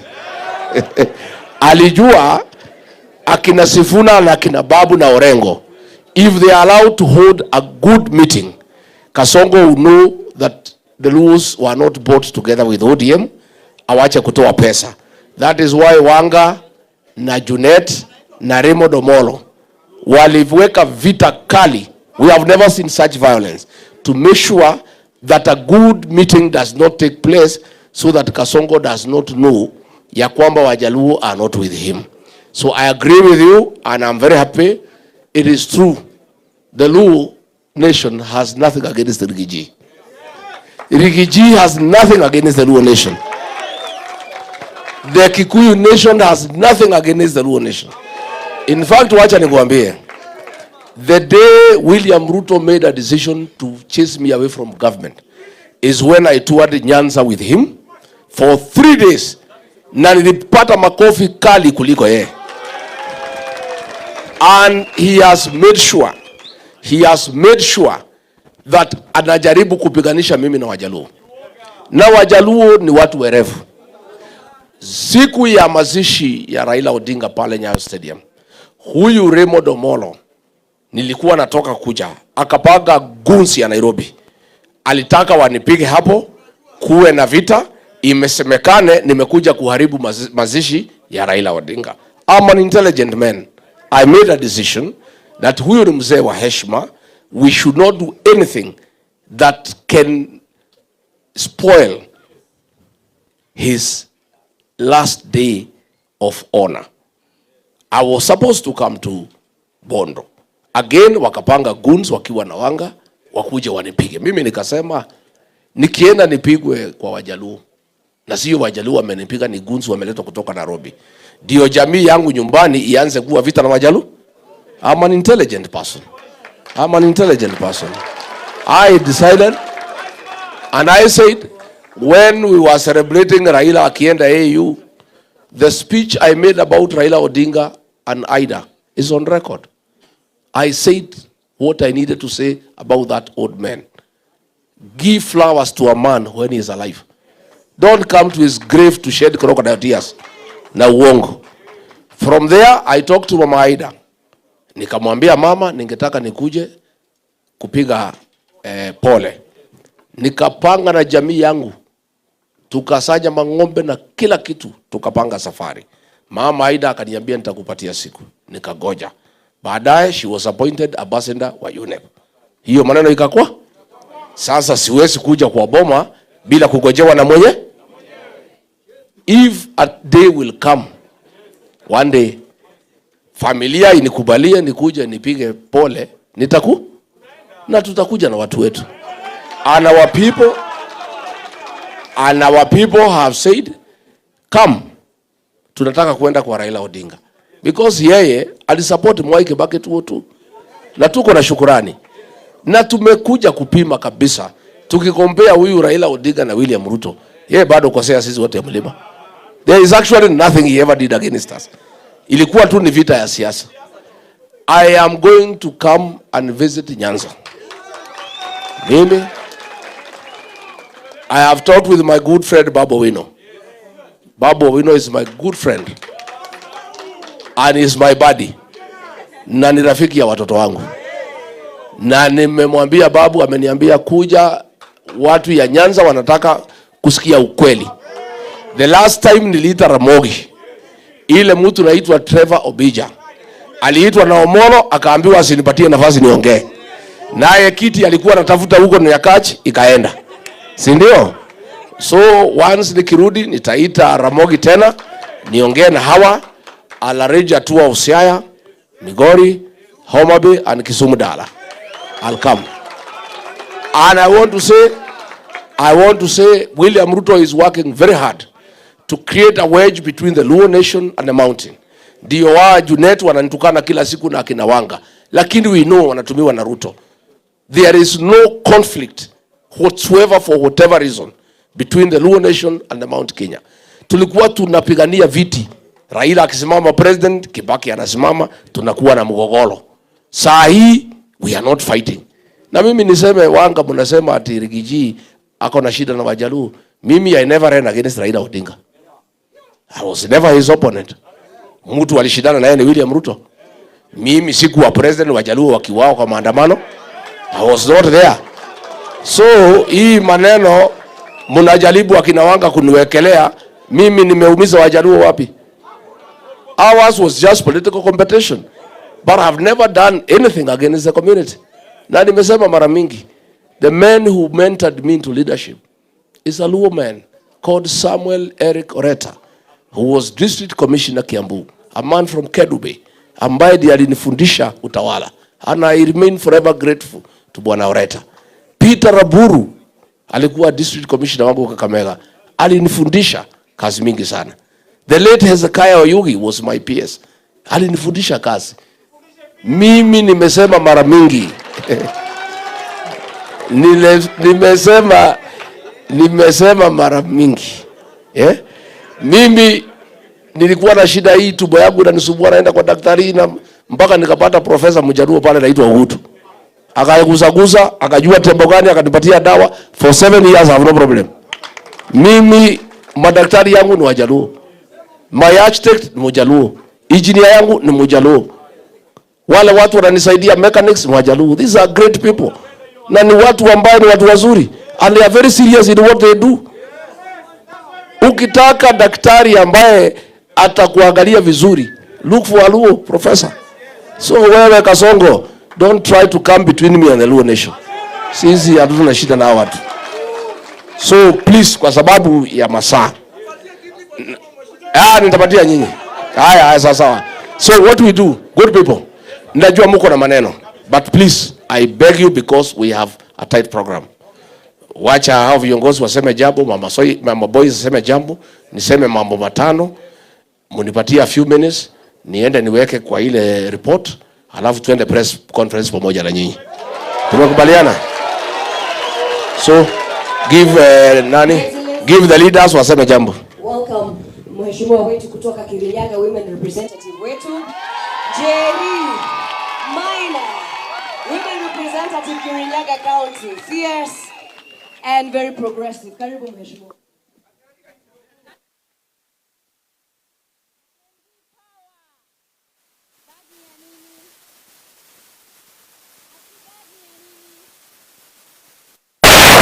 Sitaki kuweka sana. Sitaki tukosane na nyinyi. Mimi najua nyinyi wasee wenye mko na energy. Na boss, hata hao watu ni vile wanakupenda ndio maana unaona wakiwa na energy hivyo wakitaka kuongea. I just want to say a few things. Na mimi nimepitisha huyu kijana Ken Babu ni menti wangu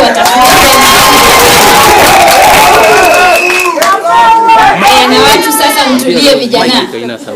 Ingine niseme ya kwamba mmeambiwa na party leader chama ya DCP itakuwa na free, fair, credible nominations.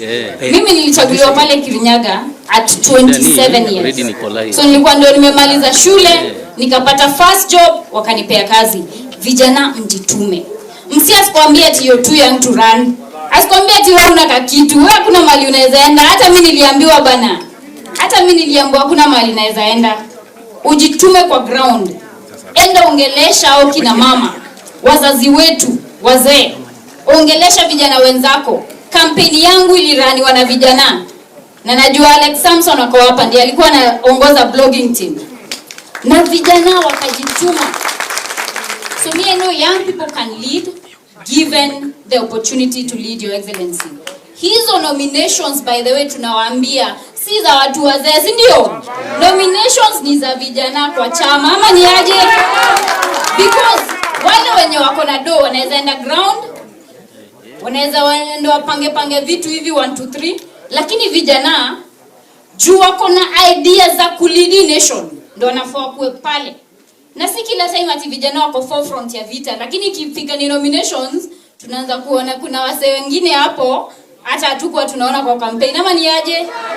So vijana, hii chama ya DCP I can assure you our party leader is committed to the leadership of young people in this great Republic of Kenya. Tutaomba vijana mkuwe ma brothers na sisters. Hii space ni yetu sote, tunaweza toshea. Love one another, support another young person to lead. Shikilia kijana mwenzako. Na unajua kila msee ako gifted differently. Unaweza kuta maybe huyu anaweza ongea vizuri kwa mkutano kama huyu Malala Junior. Malala Junior can speak, mwingine anajua kupanga kazi, si ndio? So tupendane, tusapotiane. The last thing, mimi najua time ya Gen Z, mimi nilikuwa ground. Unasikia walikuwa naitwa terrorist kahawa locals. Nilikuwa naenda hapo 8 am natoka hapo 8 pm. Nikitetea vijana watoke kwa jela. Huyu party leader wetu ali raise over 10 million shillings ya kulipia vijana cash bail. Vijana wenye wako wanado wakatoka kwa jela. Her Excellency hapa mnamuona anapenda vijana sana.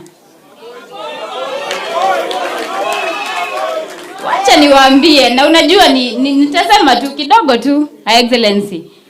Mama boys, unaona ile constitution ya vijana, young people, she contributed to a great extent kuhakikisha kwamba vijana wako kwa chama, structure ni iko safi kabisa, inawapanga na inahakikisha kwamba they are not being left behind. So this party cares about you, inawapenda. Na mimi nauliza youth leader, hawa vijana ni wako wote. Najua wengine kama Njerika Higa wanaweza fanya kuna pale student leader pale anaitwa Jane Wamburanga, ni msichana mzuri sana. Kuna huyu Jemo anajituma. Hawa vijana wa accommodate, wape nafasi, wape hiyo visibility. Si ndio? Kila mtu akuwe involved kwa hii chama. Coast Region wamefika hapa kutoka Kilifi. Kuna wase wa Marsabit hapa wametravel 980 kilometers kufika hapa. Kuna wase wa West Pokot hapa kina Ajax wamefika hapa. Imagine wametoka West Pokot. Hao vijana wote, include them in the party. Wape opportunity ya kushine pia, wafike pale mbele ama ni aje? Ndio kesho ijipe, si ndio? Kesho ijipe. Asanteni sana. Mimi sitazidisha hapo. God bless you. I love you all. Sasa tuzungumziwe na mheshimiwa Kanini Kega Yela MP. Asante sana. Vijana power. Kasongo aende asiende? Nionyeshe Kasongo aende asiende? Your Excellency, this is your day with the young people. But I want to tell you as young people. Mimi mara ya kwanza kusimama nilikuwa 4th year university. Nikaanguka. I never gave up. The second one niliingia. So I want to assure you, jipe nguvu, you will make it. Na usiambiwe hata hii kiti ni ya fulani. Wakati huo tulikuwa tunashindana na watu walikuwa na pesa, lakini niliingia. I want to assure you that you can make it. Your Excellency, if there is one thing that you will be remembered for in this country, because I have been there, nimeona viongozi. Mimi nimekaa, mzee nilikuwa na yeye, baba nilijaribu kupandisha baba hapa kwa mlima, ile kuanguka nilianguka hapa hujaiona. I want to assure you, Your Excellency, because there is something I have seen in you, mentoring the young people. If there is something, and I want this one to go on record, the only leader I have seen mentoring young people for future, and not for future, for now and into the future, is His Excellency Rigathi Gachagua. And a leader is measured by not what he has done, no, but how he prepares his exit and also his succession. Because unaweza kuwa umefanya mambo mengi mazuri, but if you don't prepare your exit, kila kitu inaweza haribika. Your Excellency, I want to assure you, sisi kama jeshi yako tutakushikilia and make sure that Kasongo becomes one-term president. Thank you so much and God bless you.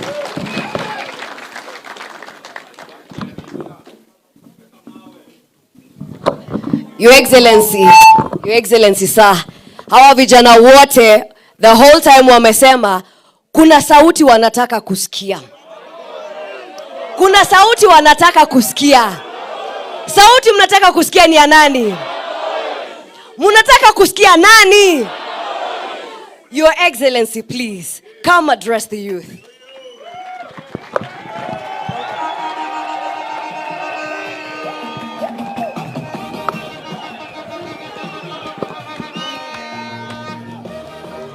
Harambe! Harambe! Mko wazima lakini? My boys. Ai, maboy mko sawa? My boys. Mama anauliza mko sawa? Mko sawa?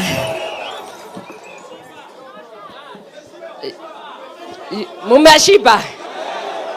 Sawa sawa. Kile nimesikia, Your Excellency, the People's Deputy President, and you know he's boy number 1 in the house. And I say this, Your Excellency, today there are many people who have come. The party DCP is one unique party, and it has what you call religious caucus, which does not no other party has. And I happen to be the matron of those young people.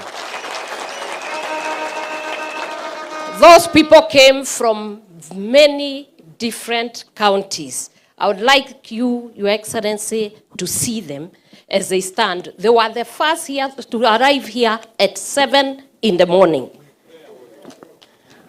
And they pray for us. Muko wapi? George and the team, tafadhali. Tusimame tafadhali. Makofi jamani. Manake, we know in everything that you do, commit it to the Lord. And please sit. I think it is very important to know that values, ethics, family, and everything is very important. And God being the center is everything. When God is guiding you and leading you, you will never fail. So we should never make a joke about people just praying for tea and everything. The religious caucus had a chair who was supposed to come and say something. I will donate you 1 minute. George, come. He mobilizes a lot. Mahali upo karibia. I want you to take just 1 minute and show them how the religious people talk. 1 minute. Praise the Lord. Tuko salama. All the students, because najua mko under the religious caucus, all the students that came from Western, from Nairobi, tafadhali mumekai area, tusimame wote. Will you just stand para? Tuko timu kubwa from Machakos, Western, from Nairobi, all that team that came. You can see it's a big team. So this is what we are saying. This is what we are saying. Tunaweza sikiliza kidogo. This is what we are saying. That in 2020, the young people will not just approach politics by faith. Tumezoea kuambiwa tuende by faith. As a church, we are going to approach politics by both faith and statistics and science. We must, as long as we want to believe, we would wish to understand that young people who are in campus, when I joined in campus 2020, the school fees was 26,000 and help was 40,000. Si tunaelewana? Food was 10 bob. Right now, hostel alone in the University of Nairobi 1 semester is 19,000. So we don't want to just do faith. We want to do faith and science, data. There's something called data. So as a religious caucus, we do not want to approach the party by just praying. We are going to contribute science, data, and bring expertise that is going to improve this party so that we will not just be a praying party. We are going to be a party that will present to the church data that will push us forward. Siko sawa sawa? Siapo tuko sawa? Thank you so much, ma'am, for being our mentor and for pushing us. That we are not just praying, but we are bringing data to the party that will help us. Thank you so much. Thank you, George. The global question today is how we approach the future. The future which belongs to the young people. 1.2 billion unemployed youth. And out of all the unemployed 1.2 billion, 60% are under 25. And we need to start thinking. I was listening to you asking questions, and I was expecting you would be contributing and telling us what is the future and how do you want to approach it. I'm going to speak to you, men and women. Leadership has no color, leadership has no religion, and leadership has no gender. If you are going to lead, you must stand your place. And you must be able to say what it is that you want to deliver. It is not just being a leader for the leader's sake. Because the offices you are asking, they are structures, but the individual is the office. We want offices that serve the people. You are the future. You are the one holding the future.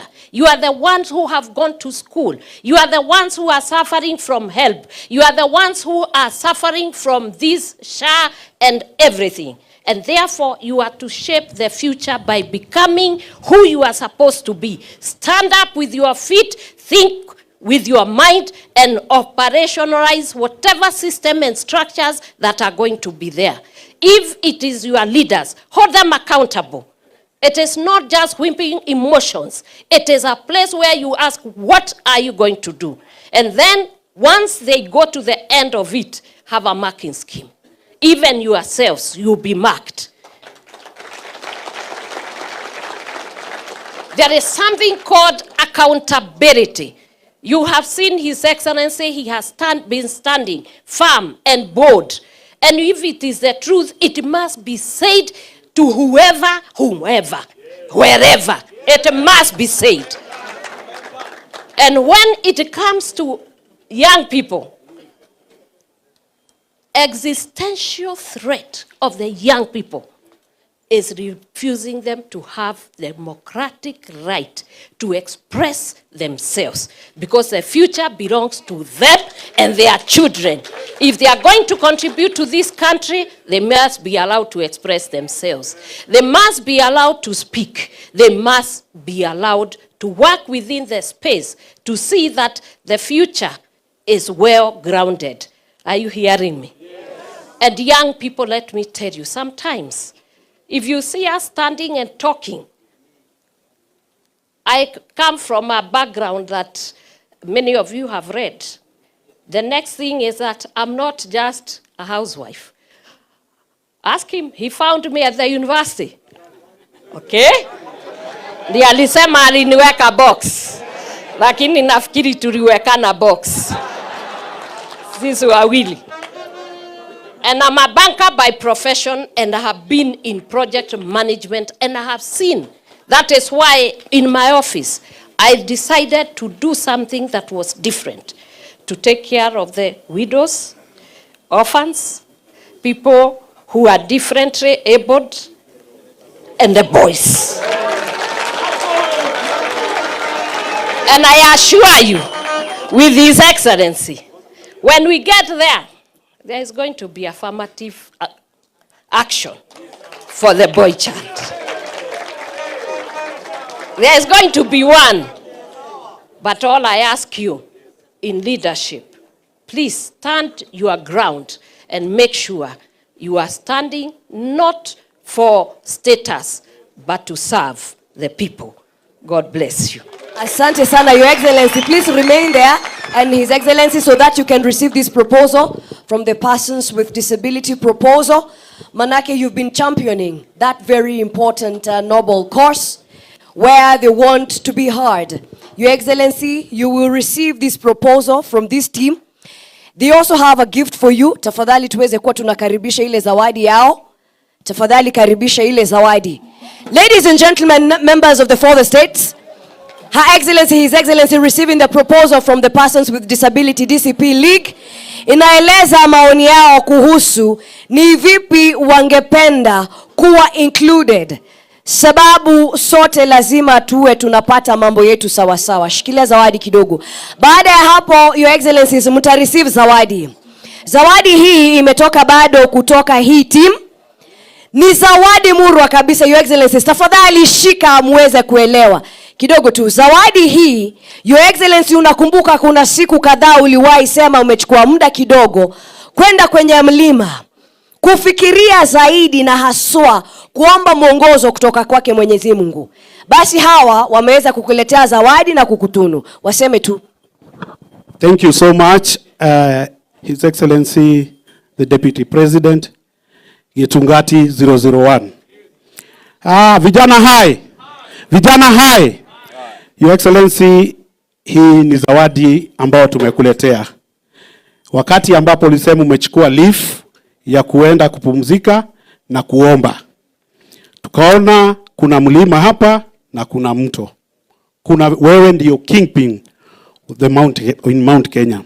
Number 2, umekuwa ukizungumza mambo ya kweli. Na yale mambo ambayo umekuwa ukizungumza, Your Excellency, hakuna mtu wa serikali amekuja kupinga. Yale mambo tunasikia ni matusi na wakabila. Tumesikia iko watu wa Kisumu hapa. Hao hawajatoka kwa mlima. Kwa hivyo tunataka kusema DCP ni chama ya kila mtu. Asante sana. Thank you so much, Your Excellency. Tuko na zawadi ya mwisho. Sisi sasa tutaondoka tuwapishe wenzetu. Wako na zawadi ya mwisho ili His Excellency aweze kuongea. Na His Excellency atareceive hiyo zawadi pale juu ya podium, ambapo immediately after tutaweza kumpata akiongea. Youth League, tafadhali karibieni muweze kumpatia zawadi. Hatutasema chochote manake picha hii portrait inaeleza waziwazi. Tazama picha hiyo ya His Excellency. Ni portrait ambayo iko na simba. Manake huyu ni simba. Simba kabisa ambaye kazi yake inaonekana. Her Excellency akiwa pamoja na team hii ya youth. Tunasema ni one time. Asanteni sana kwa ishara hiyo ya ukakamavu na ujasiri, Simba Rigiji. Tafadhali sasa wote tuondoke kwenye stage. Tupate His Excellency akiweza kutuaddress. Vijana, asanteni sana. His Excellency sasa ataweza kutuongelesha. Members of the 4th state, tupo tayari. Asante. Tutaweza kuongeleshwa na His Excellency.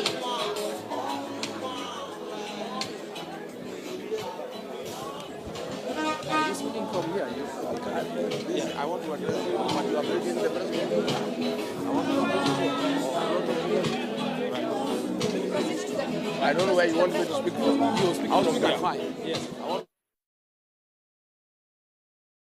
Haya, asante. Thank you. Vijana we. Thank you very much for your views. Na zile memorandum zote umeandika. My team, they are working on them and incorporating those views so that when I speak at 5, the voice of our young people is heard and they are part of the decision-making process. I want to say very little to you young people and young leaders. I'm on record of studying with the young people. When William Ruto decided to abduct, maim, and kill young people, I say no. I don't speak for the young people because I left office. I spoke when I was in office. When I realized William Ruto had become excessive and he was not listening to me or anybody else, in terms of killing Gen Zs, in terms of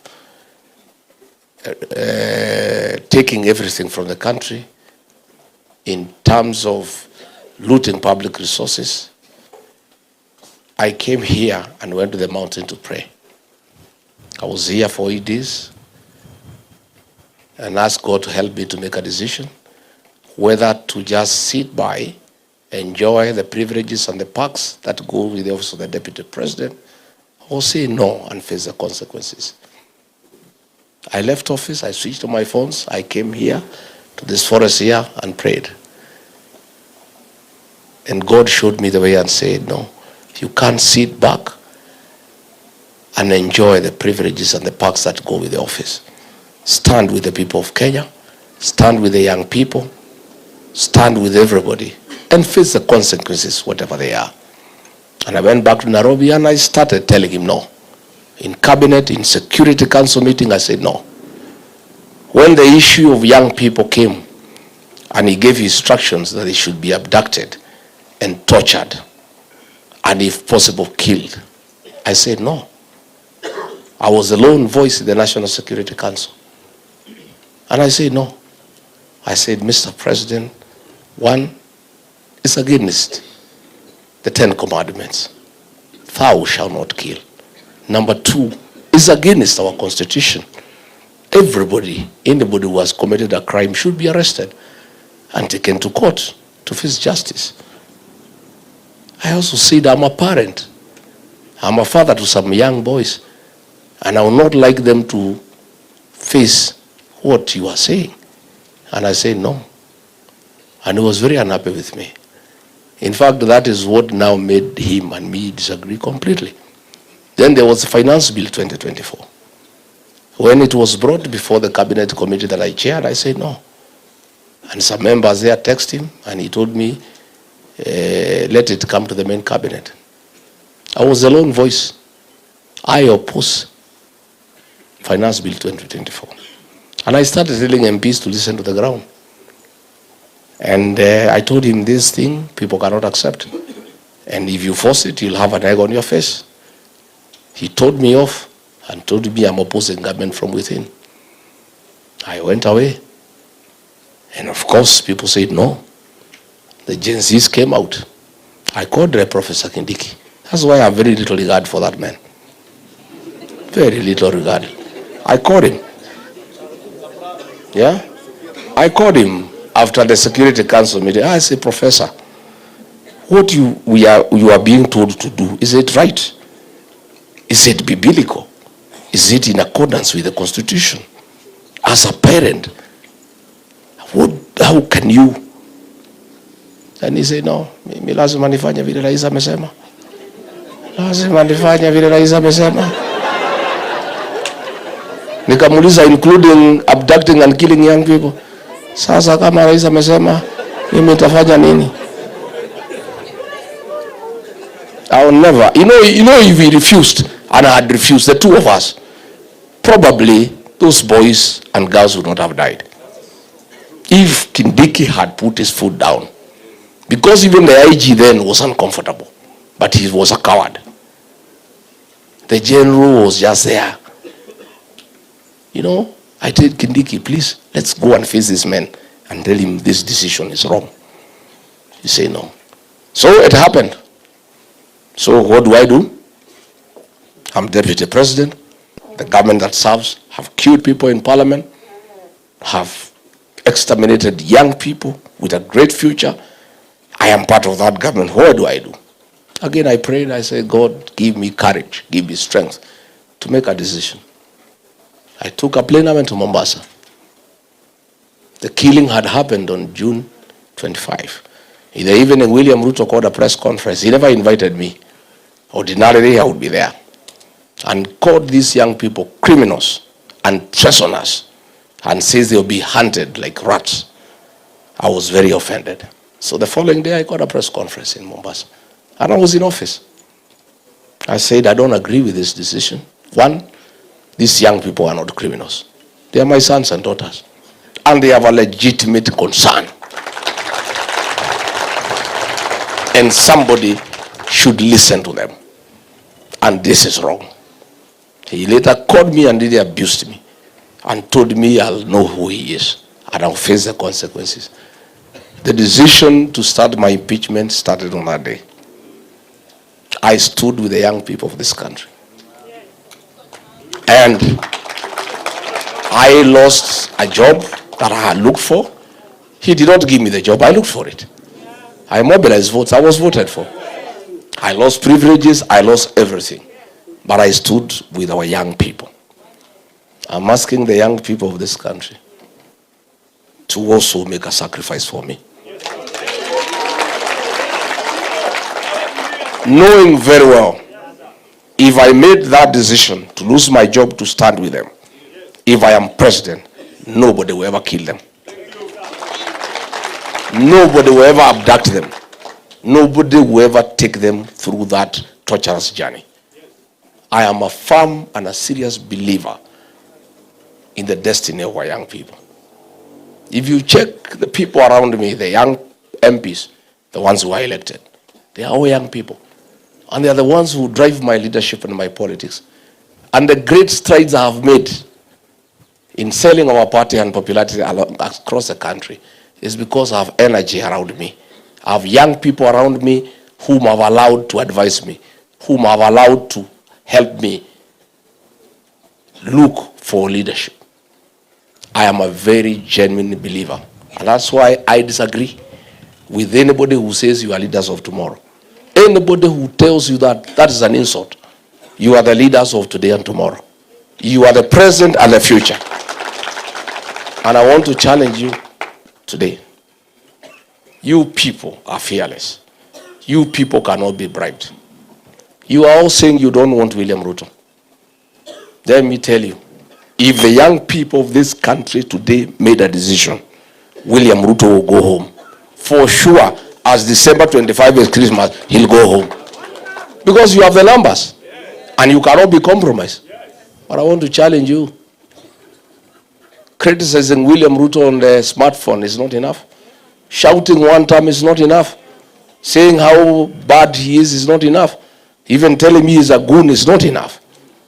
You must go the extra mile. Leadership in Kenya is decided through the ballot. We don't want to remove Ruto through unconstitutional means. We want him to be around. We want to defeat him in the ballot. There is only one way of removing a president from power and putting another one in power, through the ballot. People must register as voters and come out and vote. I checked in Olokalau, and I must tell you I was disappointed. The meetings for DCP candidate was full of young people, Gen Z. They were all shouting, "It's DCP is Kamau Ngodo." But on the voting day, when I checked the queues, I found the grandmothers, the mothers, and the fathers. The young people were nowhere. So who will remove William Ruto? How? You must be available. You must register and voters turn up and vote. And if you do, he is home. If the young population today decided regarding Gachagua will be president, that is it. It will just happen. But you people must register as voters.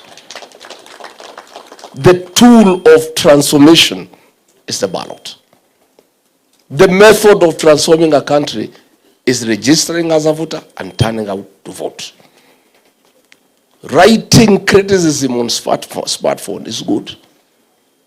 Writing articles is good. Shouting is good. Singing one time is the best. It's very sweet. We like it. But it's not enough. You must go another step. You must register as voters. Number 2, for this election that is coming. Registering as voters is not enough. Voting is not enough. We must protect the vote.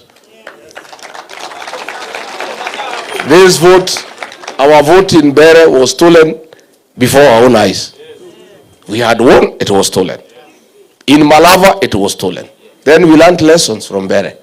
We defended Olokalau. They could not steal. 2027, they will not steal. And we are saying, you vote and remain and guard. There are 2 responsibilities on that day. Voting and guarding. And they go together. Voting is not enough. Number 3 are the most important. You guys are the real thing. you must quickly come up with how we shall transmit the results. Moja kwa moja from polling station. You must come up with a mechanism how to recruit your peers across the country so that we shall make you our agents, so that you transmit the results from inside the polling station. And you must come up with a system on how to let Kenyans know how it is going. I want to challenge you quickly, within the next 2-3 months, you must come up with a formula and you must tell us how you shall transmit the results from the polling station to the national tallying center that we shall agree on with the agencies, so that the president, the new president of Kenya, is known by midnight the same day. And we want this guy to concede by 11 p.m. In Olokalao, the voting started at 5. There was a transmission system. By 5:45, they had conceded. We want William Ruto to concede defeat by 11 p.m. on 10th August 2027. That is my challenge to you. We know they want to do some monkey business. There is a system called Smartmatics. The new commissioners have advertised a tender for supply, delivery, installation, testing, and maintenance of the integrated elections management system. There is a game that is being played there by the vice chairman. The vice chair was an official of ODM. She is very close to Hassan Joho. Her and the chairman and Joho have come up with a company called Meru System Company Limited from Korea. Yeah? Meru, M-I-R-U, System Company Limited from Korea. They made specs for this tender, tailor-made for this company. You know the way you make specs so that no other company can win. All the other competitors have gone to the Procurement Appeals Board. This company is from South Korea. And in all the elections it has participated, there was failure. 70%, 40%. I'll be giving all the details tomorrow to say we cannot accept this company. It's being pushed by the vice chair of IBC together with Ethicon. And I told you the other day, Ethicon was bought a house in Karen by government. And we asked him to explain how he bought that house. He cannot explain. The vice chair and the chair with Joho ndio wanataka kuleta hii system ya kuiba uchaguzi. I'll be giving details all the countries it has been given elections and the way it has failed. We will not allow this company to give the system for the elections. Hatutakubali. We will not accept. Hatutakubali. Huyo vice chair alikuwa mtu ya ODM akawekwa hapo na ni relative ya Joho. Sasa ndio wanapanga hii maneno wakiwa na Ethicon. And we'll give a chronology where this company has failed and why it cannot be allowed anywhere in our elections. And all the other commissioners are opposed to it except Ethicon and the vice chair. Watu ya ABC wamenitafuta. Unajua siku hizi mtu akitaka maneno yajulikane anatafuta Rigiji. Sema tangaza hii maneno Wakenya wajue. We are not going to accept. So good people, mine is to tell you, as I've told you, free and fair nominations and affirmative action for our young people. Hizi viti yote nominated ingine sasa tayari nimepeana 3 hapa. Si imeenda? Mkiwa mnakaa tu hapa. Fomu ni kujituma. And Rigiji is a very fair person. And I love young people genuinely. Genuinely. And I want my government to be full of young people. Nataka hizi maassembly yote mujae huko. Parliament mujae, mkuwe kila pahali. Ani unajua uzuri hivi vijana wakichaguliwa hawana maneno mingi. Watasema wabunge hakuna haja ya kukua mtu na nyumba kubwa kama hii Rigiji. Wakae kwa flat, wachukue Uber waende bunge warudi nyumbani. And we save a lot of money for the country, isn't it? I'm telling you, you good young people. So tafadhali hata governor Huyu gavana Nakuru ngangana. Ngangana. Usiogope.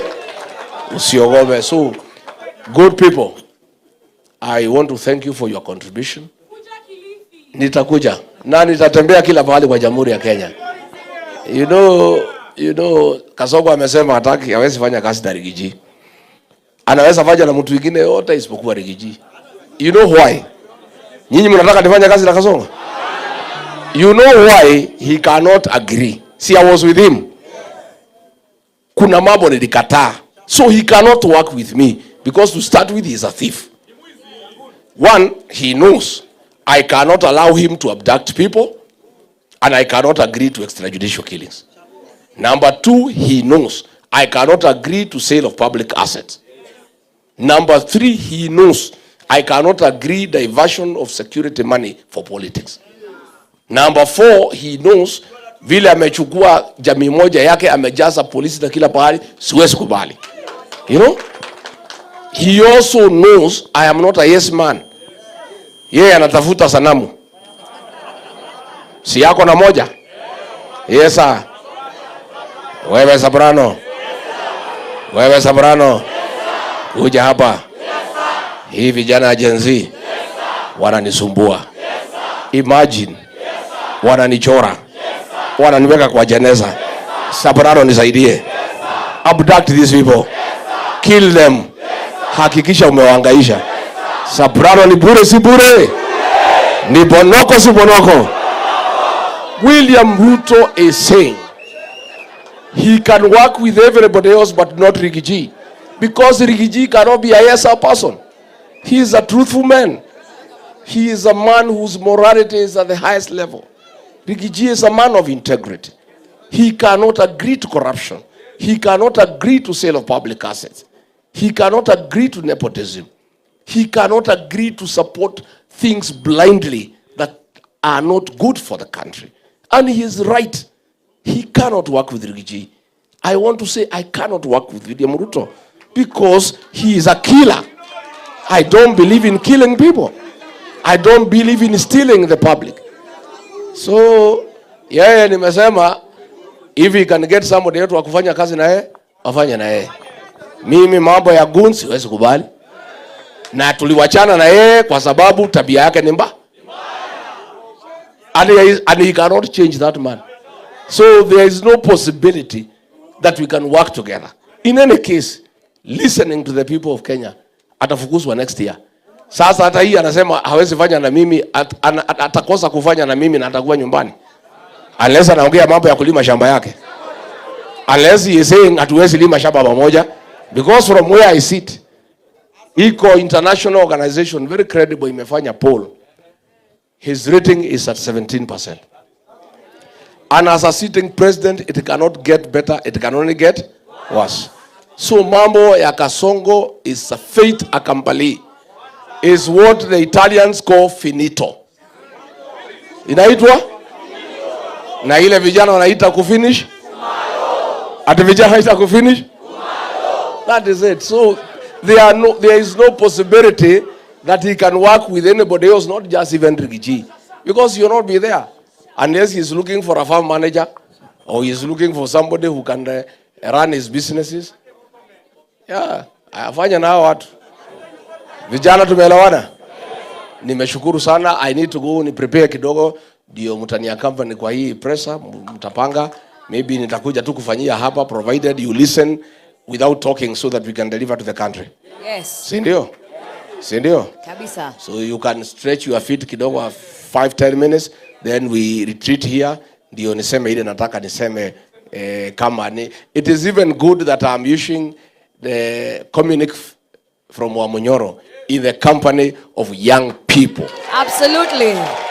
The right audience, kabisa. I love, and all those things we want to do are for the greatest benefit to the young people.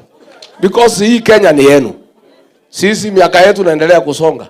Hii Kenya ikiwa mzuri, watu wale ambao watafaidika ni nyinyi. Huyu Kasongo kwa bahati mbaya akirudi watu mtapata shida ni nyinyi. Anaweza rudi? Hamwezi kubali? Asanteni sana, may God bless you. Asante Your Excellency, tutarudi ili tuweze kuwa na hiyo press